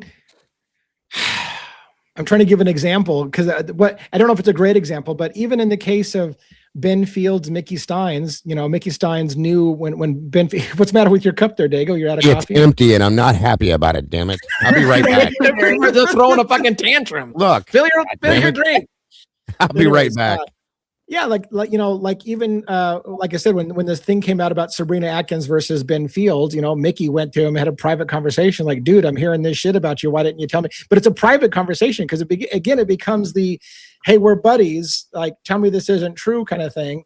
And so sometimes people don't do the right things because they're like, it's, you know, they're just trying to work it out with their buddy and like, hey, look, I'm not going to now that in that case, it did get reported, but you know, how many times does somebody come to you and you just kind of like, well, look, I'm not going to report this, but tell me this isn't true. And, you know, I don't know. It's interesting. Thank you, Yuri, for the super sticker. I appreciate you so very much. Hemisphere had it said, I don't know, maybe it's me thinking wrong, but it bothers me to hear the media say that Brian Koberger admitted to killing the Idaho 4 for taking the plea deal without a documented confession. And I think that fits in well with, I don't remember who said it just a minute ago, but holding people accountable, because had they even just asked him, it would have held both of them accountable. Yeah. Yeah. The prosecution and Brian. Definitely. Yeah, I agree. Right. Well, And because he said it in the plea hearing, you know, they said, you remember the whole spiel. Yes. That you agree that you did this, you know, alone or whatever, and all those things With malice and forethought. Right.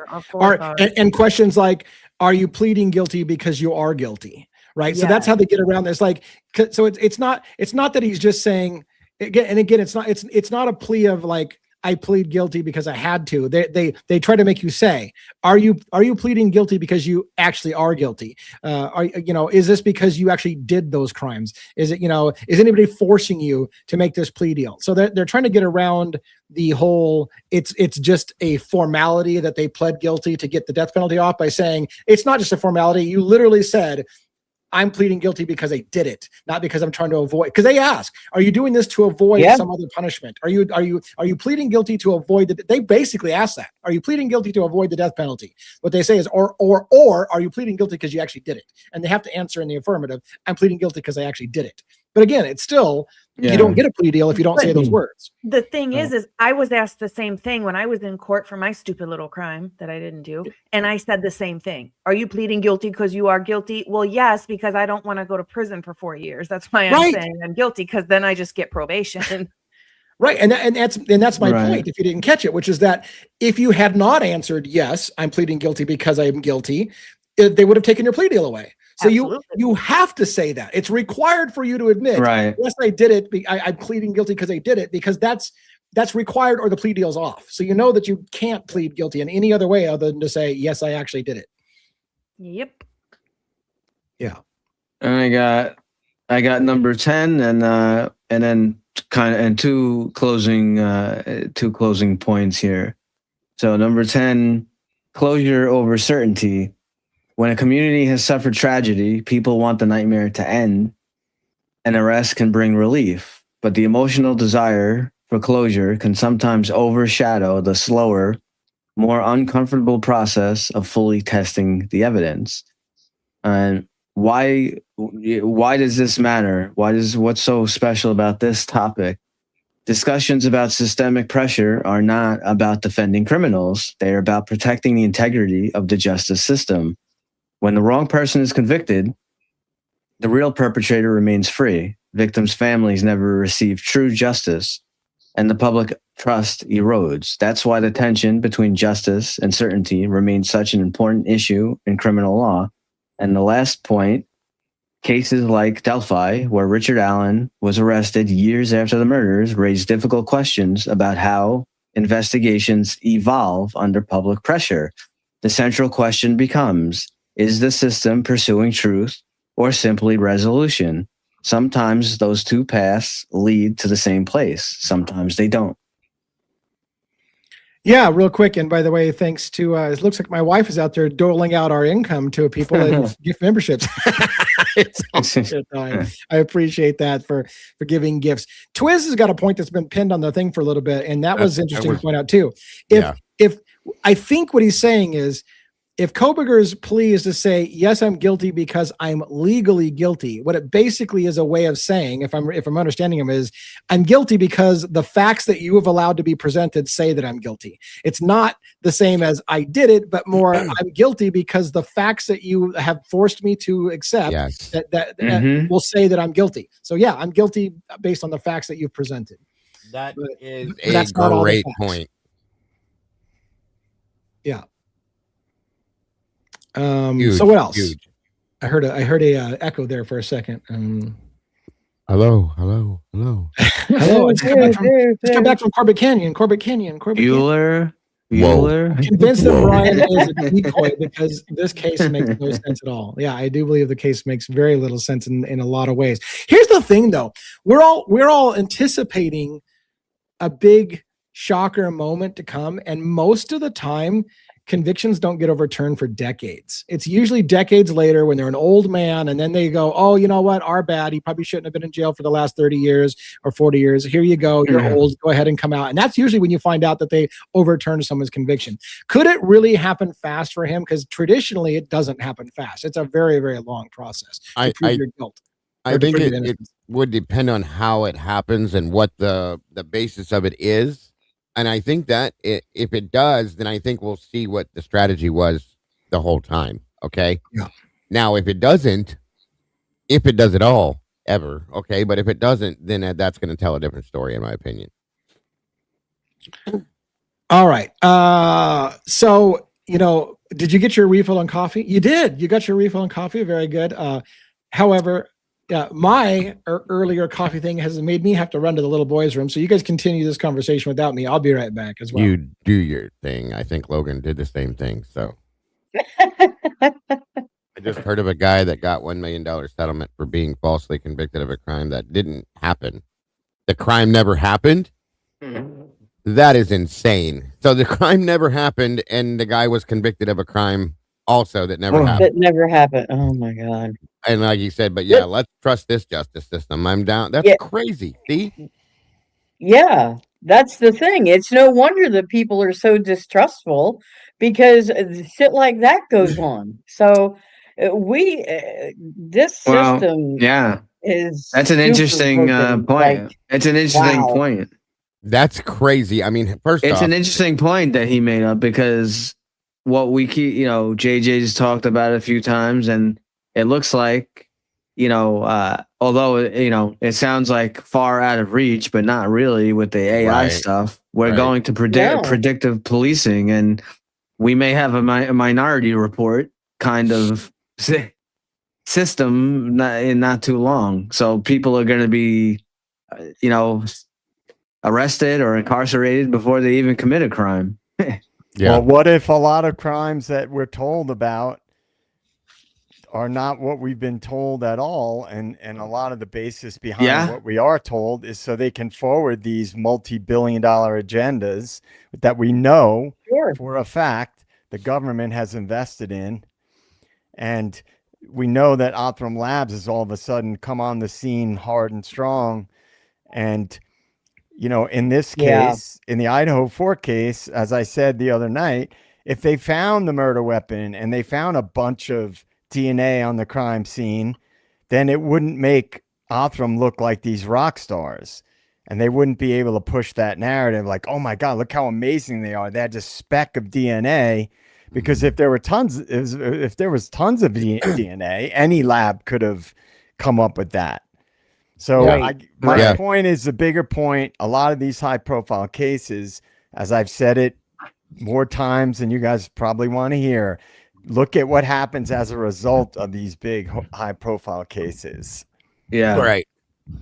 I want to go back to somebody that said, maybe BK was just coming clean and owning what he did. If that was the case, I do want to correct this.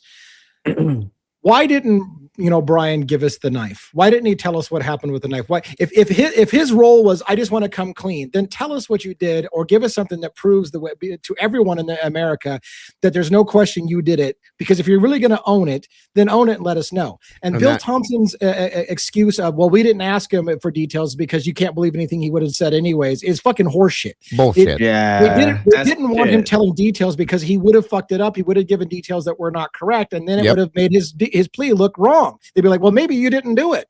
Kind of like Delphi, when fucking Richard Allen talked about using a gun, like shooting a gun in the crime, and then the gun was never fired. And you're like, but they just ignore that. The jury doesn't hear that he confessed to shit that didn't fucking happen, because it would call into question his confession. Well, wait a minute. You just admitted you did something that it doesn't fit the crime. That didn't happen. Oh, well, shit.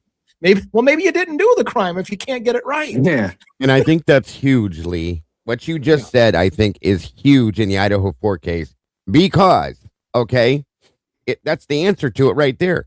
There's what him and Hitler both said was the dumbest shit I've ever heard in my life, that you wouldn't understand it, his level of whatever the hell he said it was. It was the stupidest shit I've ever heard. I can't even repeat it.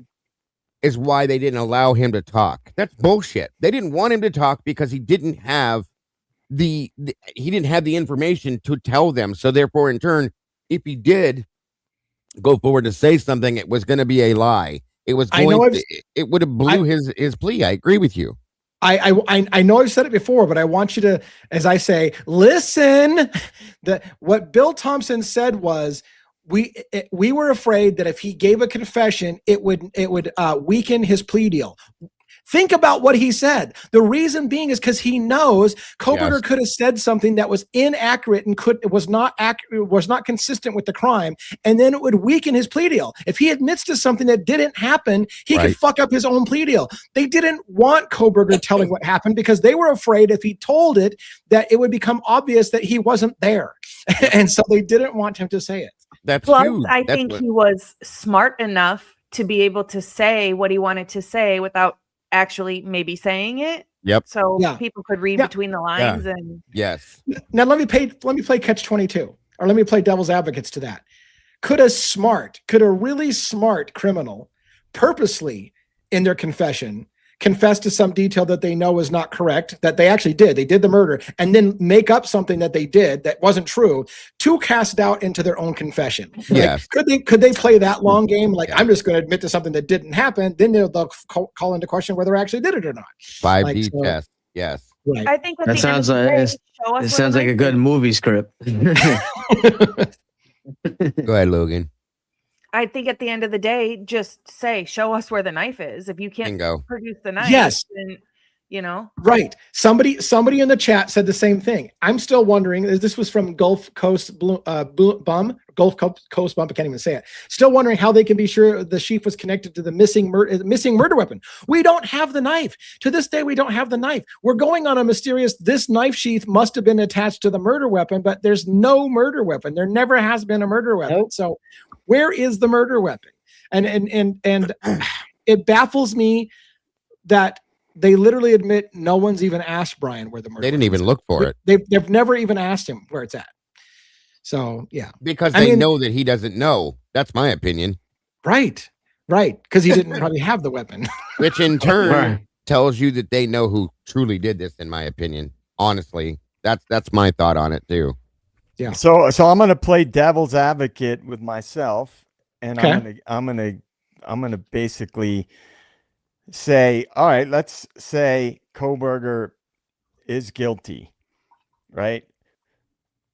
We know the narrative behind all of that. What the mainstream narrative has been, and the official narrative has been, is bullshit, right? Because there's nothing that supports that narrative.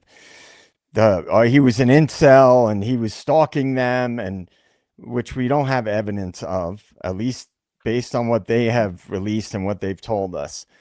So let's just say he is guilty. I think that the only scenario, in my opinion, in which he is guilty is if there was something else going on and shit was being covered up and they needed to, if he was connected to it, I'm not saying sole perpetrator, that there was still corruption going on. I think under any circumstance, regardless of who the perpetrator or perpetrators was, that there is corruption in this case. So, Yeah.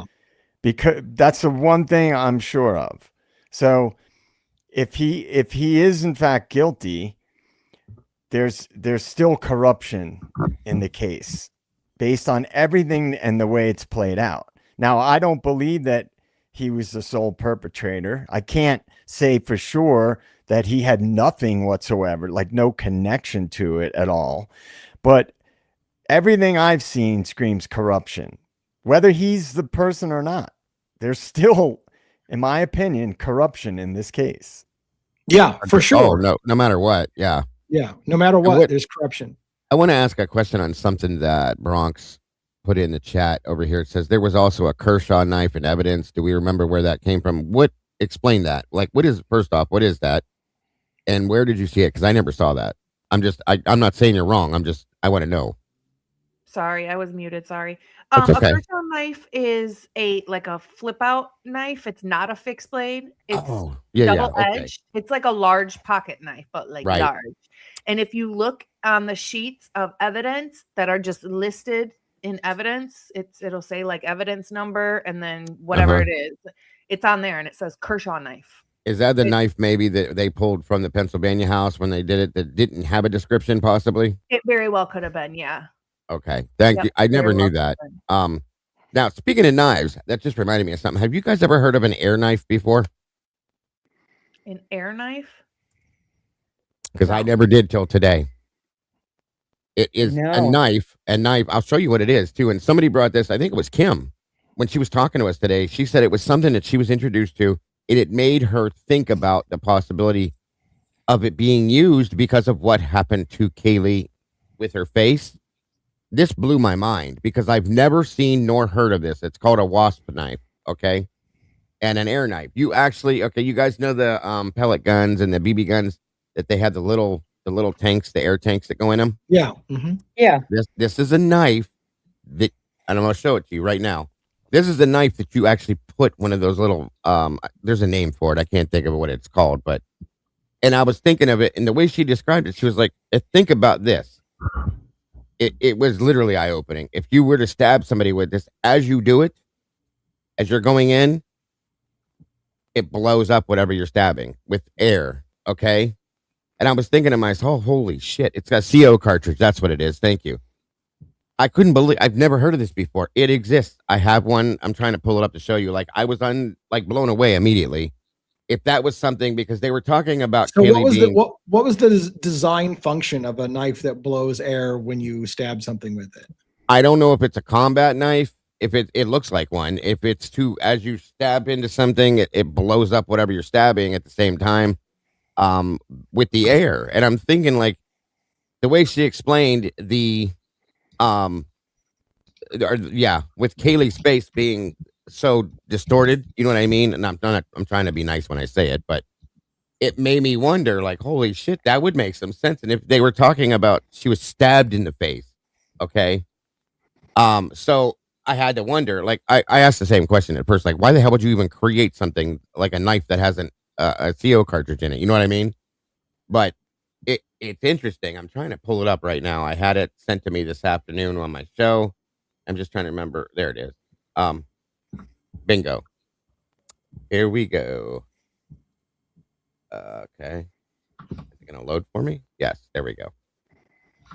And it explains it. It's called a wasp knife as well. Get off there.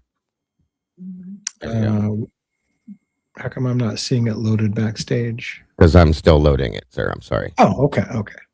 I'm reading about an air knife, and it's a completely different type of knife. So I'm curious if this is a different knife. Let me see. She explained it as an air knife, and it's also called, like I said, a wasp knife. There it is, Lee. Okay. So there it is. And as you can see, it looks like a standard knife. You see the valve here. You load the CO2 cartridge in the handle, and it ejects.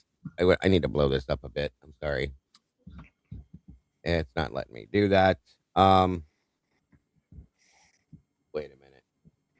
wasp injection CO2 knife, currently marked as defense knife for divers, hunters, outdoorsmen. Learn why it's so different from other knives, and it explains what it does. And so the thought of what she explained when she explained this to me, I was like, oh my God, that would be it. Like, could make some sense depending on how much pressure it releases as it does its thing. You know what I mean? So I am reading about the wasp knife in particular. It was designed for divers to stab sharks and it basically explode their internal organs and stuff, rupture their organs by injecting air into the body when they stab them, kind of thing, for defense underwater. Does that sound like? So here's my thought. I think this is where she was going with it. With the internal cranial fractures that were inside Kaylee's skull, things like that, the pressurized, depending on how much pressure this is, if it can do that to a shark, I think it could do some damage to a human being. Okay. So I'm just thinking, like, Jesus Christ, if you once you go into this, kerploo, it blows, and it's like, God bless America. Yeah. That's crazy. Yeah, and there's a note about it that said the wasp knife is controversial because of how destructive it is. So, I mean, obviously, if it was used for underwater thing, but somebody used it above land and it causes extra damage to a human being, that's horrible. Yeah, of course. That's some scary shit.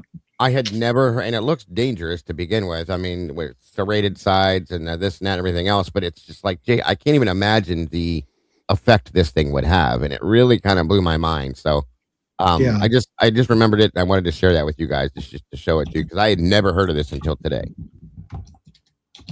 Yeah, I'd never heard of it either. Now, I want to be clear to people that we're not even remotely suggesting this is what. No, this is absolutely. It's just more of a interesting conversation things. Apparently, the price of an air knife is only about $500 to $600, so it's not terribly more expensive than a lot of knives out there, actually. No. Which surprised me. I would have thought something that was kind of specialized, that this would be really expensive. But $600 for this one we saw when it was found today. So I was like, wow. And you get the 3 cartridges with it. And I have to wonder, because I've seen, because I used to have a very, very high powered pellet gun, like a handgun, and you can get different size and pressured cartridges for these. So I got to wonder what the limit is, so on and so forth, and if it could be something that you could use that was, a lot stronger than the standard. I don't know, but it was just something that really opened my eyes a little bit. Like, holy wow, that's crazy. Yeah, that is, and it definitely is only purely speculation, folks. That's all. Yeah. Wow. I never even knew it existed. Yeah. My mind is kind of sitting on that for a minute, but yeah, I can't even imagine. Wow. I mean, This is a good point. Bang says, I think Kaylee's face got beaten with a handgun or a butt of a rifle stock. They did say her face had line marks on it. That's true. And there was a lot of people that said They said that. That there was some kind of, remember when we were watching body camera footage, there was a lot of butts of rifles from officers that had those lines on it. And they're like, doesn't that look like the same kind of lines that were on? Like, well, I haven't seen the lines on Kaylee's face, so I can't tell you that it matches up with anything, because nobody's seen that. But there was a lot of things, a golf club and all that too, that came out. Go ahead, Logan. I'm sorry. No, you're fine. I was just going to say, I'll never budge from that being the butt of a gun on her face. No, I will always think that blunt force and all that just adds up for me. It just makes perfect sense. So let me ask you guys a question. How confident is everybody here that there was in fact a CI in the house? Like that video that we all saw, that sounded pretty convincing to me, that they said one of the victims was a CI. How confident are you guys on that? I'd say easy 75% for me, or better. That there's a CI or better. High percent. Mainly because of the way he said it. He kind of whispered and pulled him to the side and said, by the way, I don't know if you knew this, but one of the victims was a CI. Yeah. I think it's very high confidence. Yeah. I'm there too. And because it's high confidence, it means to me that there's high potential for fuckery and lies about what happened in the case. Yes. So one, I think it's highly probable now that a CI wasn't one of the victims. And if so, then it's highly likely, if it was, that they're lying about shit because of it. So I think those two things go hand in hand. And a CI being murdered in a house where cops are actively circling that house specifically at that time of night undercover? Yes. Weird. Yeah, it would be a huge black eye on the department to let that happen. It was one of the, before I heard any proof that there was a CIA, it was one of the things I said. If they were watching that house and it happened right under their nose, it would be a huge black eye for them to admit that they had somebody in the house that they were working with and they got the person killed, even when they were watching them trying to protect them. Right. So it would be something they would uncover up. If you guys don't mind, I thought it'd be a good point to do a poll to see how many people in here actually agree with, like, do you believe there was a CI? How accurate? I'm just going to type in, do you believe there was a CI in the house? Okay. I'll be right back. Do you want me to compare my poll to yours? I don't know. we might have to. Let me think on it. Of course, you guys can. I think you guys should do it too, but that's up to you. I'm doing it for sure. I'm curious to see how many people believe in that statement based on, whatever. So I'm just making it simple. All right, I'm typing it a little longer because I had the space to do it. Do you believe there was a confidential informant in the 1122 King Road house? That's it. Always got to be bigger. Right, exactly. I'm gonna use every bit of it that I can. So Repent Salvation says there's also that police report from Kaylee to Blaker about seeing Sharon Archer, which was a missing person at the time, and she's the one who called and said she thought she saw her at the Walmart. Interesting, huh? Yeah. We know she's interested in cases and stuff, but all right. Are we just going with the yes no on this, or are we going with the maybe option as well? I'm just putting yes no and not sure. Not sure. I'll put a not sure. Okay. All right. So I've got, do you believe there was a confidential informant in the 1122 King Road house? Yes, no, or not sure. Is that what you're going kind of with roughly too? Do you believe there's a CI in the 1122 house is what I said. Okay. Are you doing it too, Logan, or no? Yeah. All right. Tell me when you want to fire it. You want to just go for it? Yep. Fire it off. All right. Unfortunately, again, because all of our chats are separate, we have to each kind of do our chat for our own communities and then kind of talk it out. So that's why we have to do it three different polls out there. Of course. All right. I've got 9 votes over here. 11. Oops. It dropped down to 12, 9, 12. Then, okay. It's bouncing all over. It's still growing. It's getting bigger. I can't find my poll, folks. Hold on. I get it. I don't know why. That's a hell of a thing. You really have some trouble if you're not sure. I'm not seeing it. You don't see your poll out there at all? I don't. Oh. Well, I've got it looks like my votes are slowing down on my side. Did yours go off, Logan? Is yours working? Yeah, it's working. I got 33 votes. Okay. You're outpacing us. Perfect. Okay. So I'm running about 79% yes, there was a confidential informant, 4% no, and 16% unsure. What do you guys got? I don't have nothing because I can't find the damn thing. It just disappeared. I get it. Yeah, huh? And it's not even cold. Hold on. Let me see if I hit the wrong thing over here for a minute. Guys, give me 1 second, please. I can see yours. Uh-oh. Wow, sorry. that's impressive.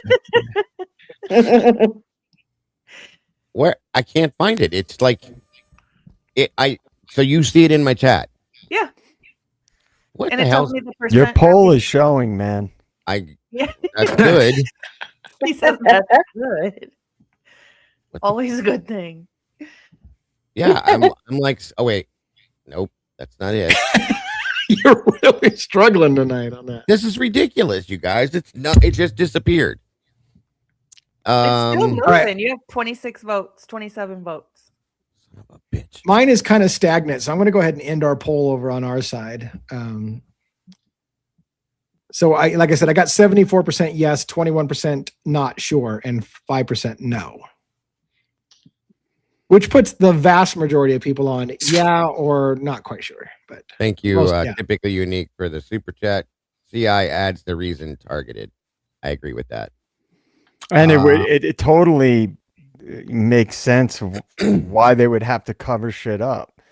Yeah. And shift the timeline and all these different things. So, yeah. Yeah, even experts even say that law enforcement sometimes will take steps to protect their CI and will go to framing somebody who didn't do it to not burn their CI, so their CI doesn't get burned. So could something like that have happened? I mean, I'm not saying it did, but could something like that happen? Sure, it's happened before. Out of 42 votes, I had 72% yes, 14% no, and 14% pretty much at 4 a.m. That's funny. How does things like this just disappear off your screen? I don't know. I don't know. Yours. I can't though. I've gone up and down my chat the whole. Did you click at the top? There should be a black bar at the top. No. Yep. Click. Hold on. Let me go. Not yet. No, it's not it. Wait a minute. The hell? Is your poll still running? Like you didn't shut it down, or did you shut it down? And you're looking for your results. I'm looking for my results. I have not. I can't find the poll to shut it down. I hit go and then it disappeared into oblivion somewhere. Okay, you have 30. You want me to read yours? Sure. Okay, you have 31 votes. There's 74% yes. They do believe there's a CI in the house. 13% no, and 13% not sure. So for the most part, very similar numbers on all of it. Yeah, very similar numbers. 77 looks like a good 70-something% across all of our boards think that there was likely a CI in the house. Yeah. Now the question is, does that? Yeah. Anyways. Well, Twiz made a good comment where he said you have to believe MPD, right, to believe there was a CI. But I don't think they meant for that to get out. No, I don't think so either. No. That was a public records request of war that slipped out. And not intended to. And it's funny because when I asked Kim about it, somebody asked me to ask her about it today. She said she does, and she thinks it's Kaylee. Yeah, and she because Kaylee was the investigative. Yeah, he brought up when Kaylee had found that woman at Walmart that she reported to whatchamacallit. Right. And I was like, okay. I am beyond confused, Bootsy. I'm sorry. It just poof, it's gone. But you guys can see it, so it's hiding from me. My poll is hiding from me.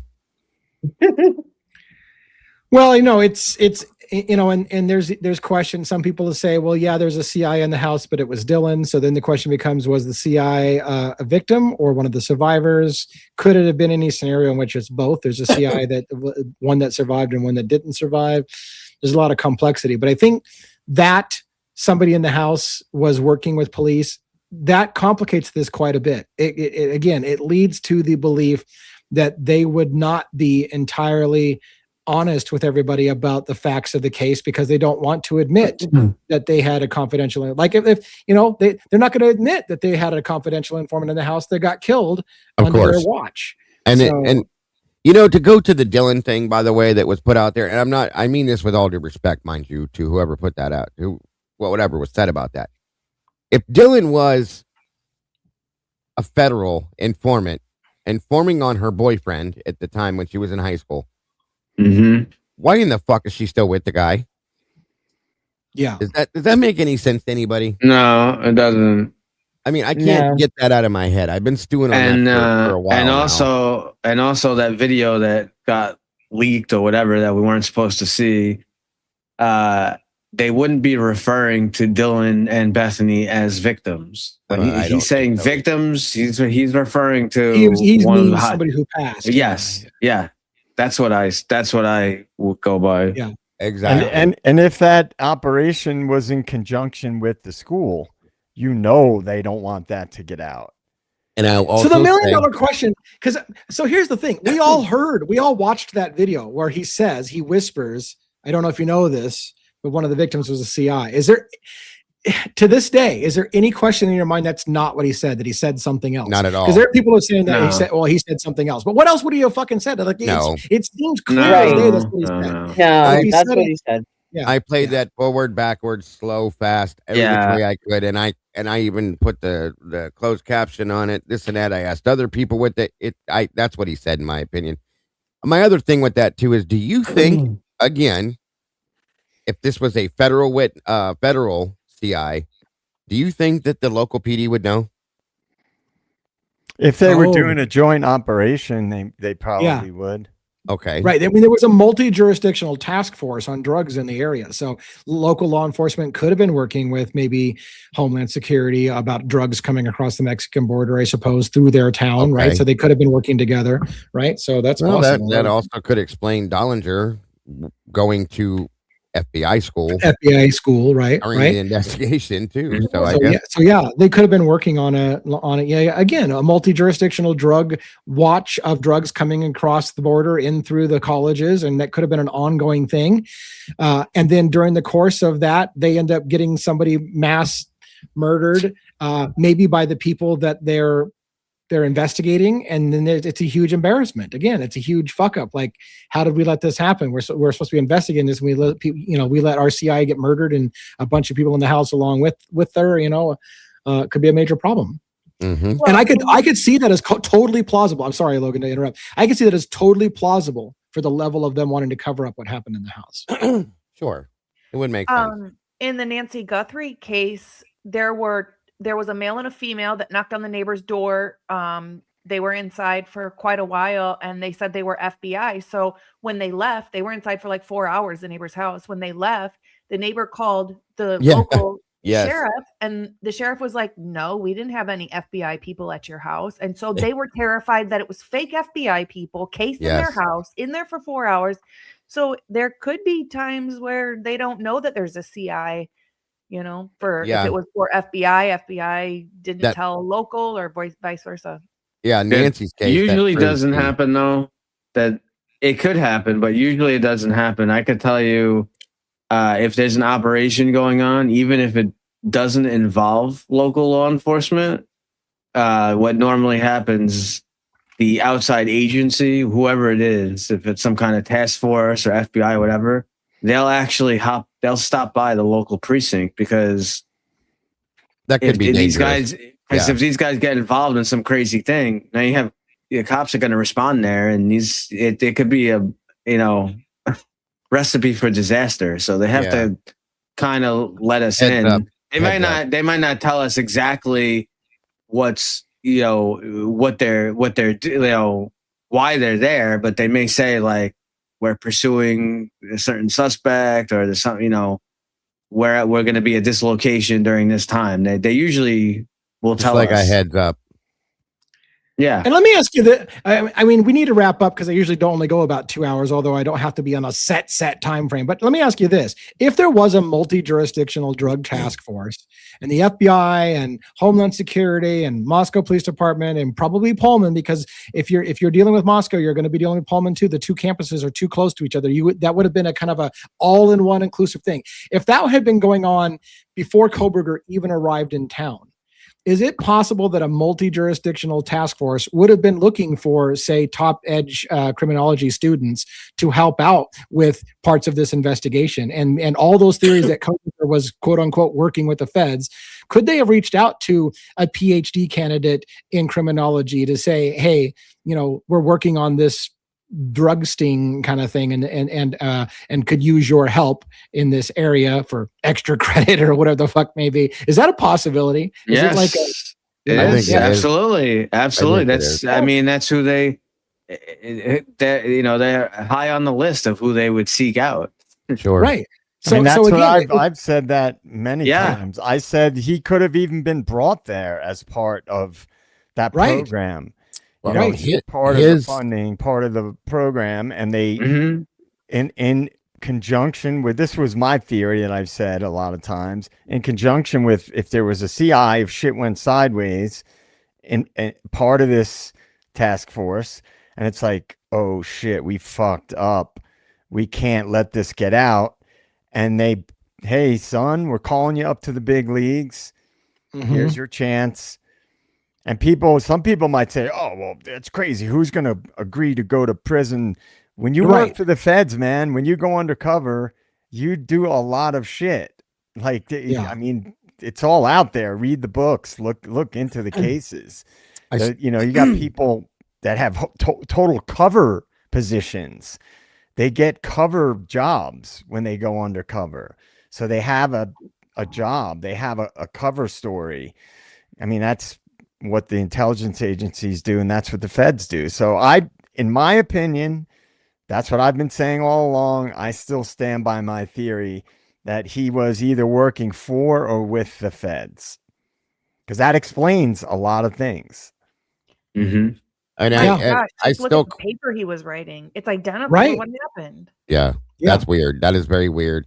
And I still question the statement his father made in the Patterson book, where he talked when he was talking with Brian's best friend's mother, and you know, it spoke to the fact that he didn't get to tell Brian when his best friend passed away because he was gone somewhere for a while. He had no idea where, but he had gone off somewhere for a while, and then when he came back, they told him. And I just wonder, where did he go? What did Brian do in that period of time? Because he wasn't in rehab, because that was all done.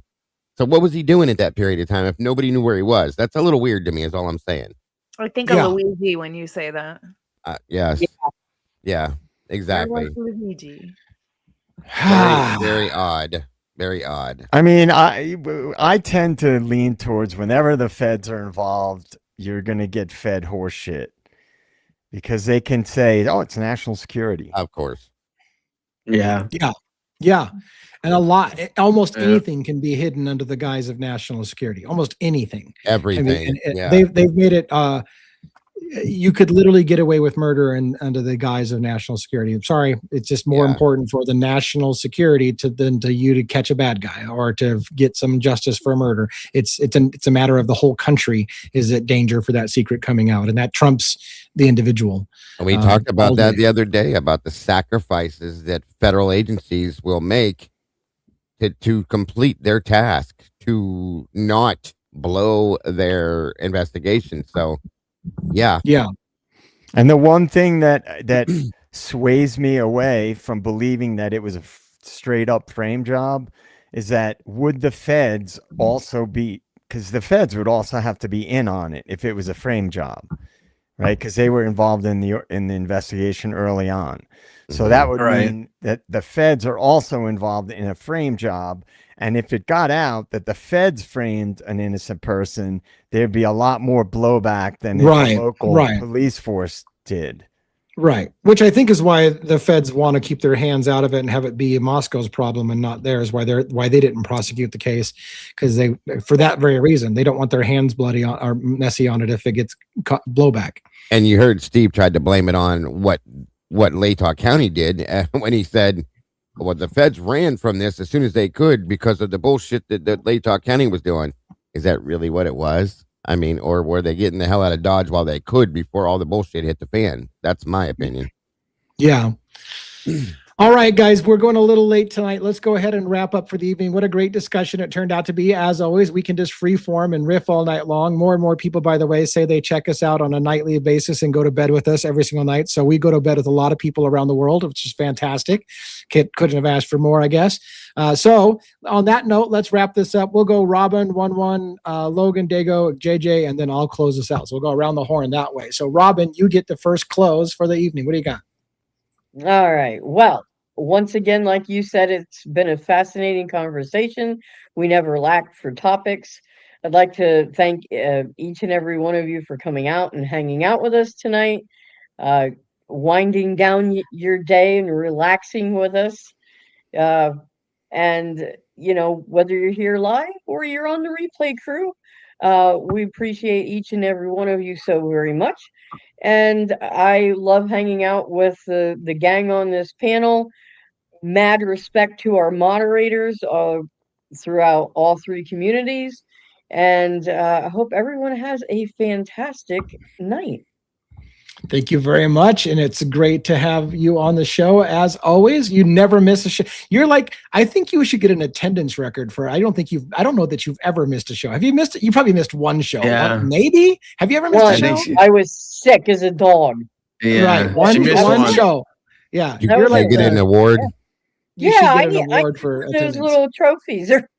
Yeah. I want a cheeseburger. What about you for close tonight? Great discussion as always. Love the panel and our communities. Thanks to all of wonderful mods from everyone, especially Amanda and Essie and Big Boss backstage for all the stuff you do. I greatly appreciate Cat Farm. Speaking of that, has Amanda ever missed a mod? Ever missed a night modding? Like, I'm not sure if Amanda's missed a night. I don't know. Maybe great work from Cat Farm. I know you're not in the show right now. You're probably sleeping or whatever, or she was before. Yeah, but you'll watch. I'm sure you'll watch the replay. Great work as always on the songs and all that stuff. So we love all of it. And I love the discussion on the small town law enforcement and prosecution stuff, and then good comparison to see, between the big cities and small towns and what's actually going on. But will we ever get some kind of change? Is the question is how widespread are does this corruption go to all these areas? So there's so many cases that go unheard and never noticed. So just think about that. All right. Are we ready for movie quote? Hell yeah. Yes. Of course. Yeah. Okay, so your hint will be that this is in the 90s. Okay. I like you, Mary. I like you a lot. I want to ask you a question. Something about Mary? No. Is it? Nope. Nope. All right. Flat out. And I want you to give me an honest answer. Whatever. What do you think the chances are of a guy like you and a girl like me ending up together? Dumb and Dumber? You got it. Dumb and Dumber. How did I not know that? Lloyd, that's difficult to say. I mean, we really don't hit me with it. Just give it to me straight. Dumb and Dumber. I came a long way just to see you, Mary. Just the least you could do is level with me. What are my chances? Not good. You mean not good like 1 out of 100? I'd say more like 1 out of 1,000,000. So you're telling me there's a chance? So you're telling me there's a chance. Yep. Great job. Thank you so much for the movie of trivia. I was on it tonight. Thank goodness. Dumb and Dumber. That's amazing. All right. Logan, what do you got for close tonight? Thank you everybody for always tuning in and always chatting in the chat with us. I love the chat. You guys are the absolute best. It's so much fun with all of you here. Thank you, Bianca, Crud Dog, Lizzie, Dago, Gulf Coast Bum, My Scream Name, Dago again, Bianca again, Yuri. And thank you all for getting halfway to our goal tonight. I will explain more tomorrow on it. Do something nice for yourself today. Be kind, but more importantly, be kind to your animals. And of course, thank you to the mods. You guys are the best. Have a great night, you guys. Thank you so much. And Dago, what do you got for close? I found my poll. Nice. Nice. That's good. Yeah, It's a good moment. Finally. It only took me an hour, but it is what it is. Anyway, thank you all so much for joining us. As always, it was such an amazing conversation. I kind of like these freestyle conversations where we don't really have a topic. We just kind of go at it. It turns out great every time. So thank you all for being here for that. Thank you to every one of you amazing mods. Thank you to anybody that chose to support us, whether donations, super chats, memberships, whatever it is. Thank you all very much for all of that. Thank you to Lee, Logan, JJ, 11 and Robin for being here with me and having me here. It's always an honor, as I say. I appreciate you all so very much for that. Guys, don't forget to love yourselves, love each other, and don't change nothing. You guys are truly the beautiful people. Have a wonderful night. All right. Thank you so much. And JJ, what do you got for your close tonight? Thank you, advocates. As always, good show, good discussion. Thank you to the denizens, the meatballs, the believers, and all the great mods. I think this Idaho 4 case, which is what we spent a lot of time on tonight, is an enigma because you have, in my opinion, so many different angles of everybody could take a theory and find a lot of things to support their theory. And I think that's what makes it compelling, because you can pull on a given thread and you could pull it pretty far. And I think that is why, because some people ask, oh, people are still talking about this case. I just think there's so many different aspects to this case that don't add up, and that I think we'll still be talking about it, I think, for a long time. I really do. I think there's more to it than what we've been told. I think we'd all agree on that. So I have a feeling we'll still be talking about this case for a while, whether people like it or not. Yeah, for sure. I agree. Well, it's good to see you as always, and I'm looking forward to when you get more of your channel going and running. And I was thinking, by the way, just out loud, I want to start reading that book, Chaos. I do enjoy doing book reviews. I had the idea of doing a book club for members only. Actually, I wanted to do it public, but it just never caught on. And so the channel suffers when I do a video that only like 12 people do. But for those who are interested in reading the book, I think I'm going to start the book Chaos tonight.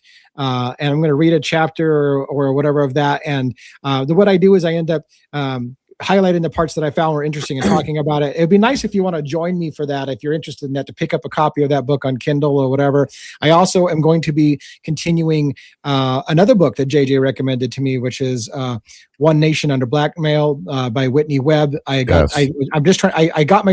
figured out where I was on the book, so I'm going to review that as well. So those are some of my projects that I'm going to do. I'm going to do it very, very soon. I'm going to start doing those book reviews again. They're not real well watched, but it's member only content for $3. You can become a member and join in that conversation, or listen, get a copy of the book for yourself. I recommend you do that so you can show some love to the authors who originally put the time and the effort to research those books.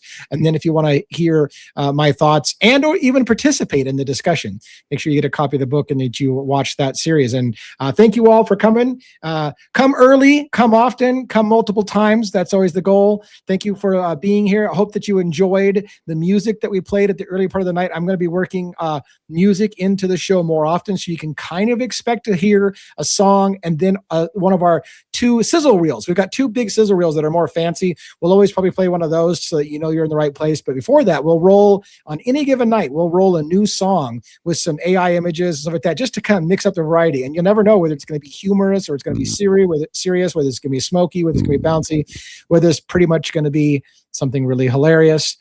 Check those out. And thank you everyone for being here. Have a great night. See you tomorrow night, same time, 6 p.m. Pacific Standard Time. And catch you later. Have a great night, everybody. Good night, everybody.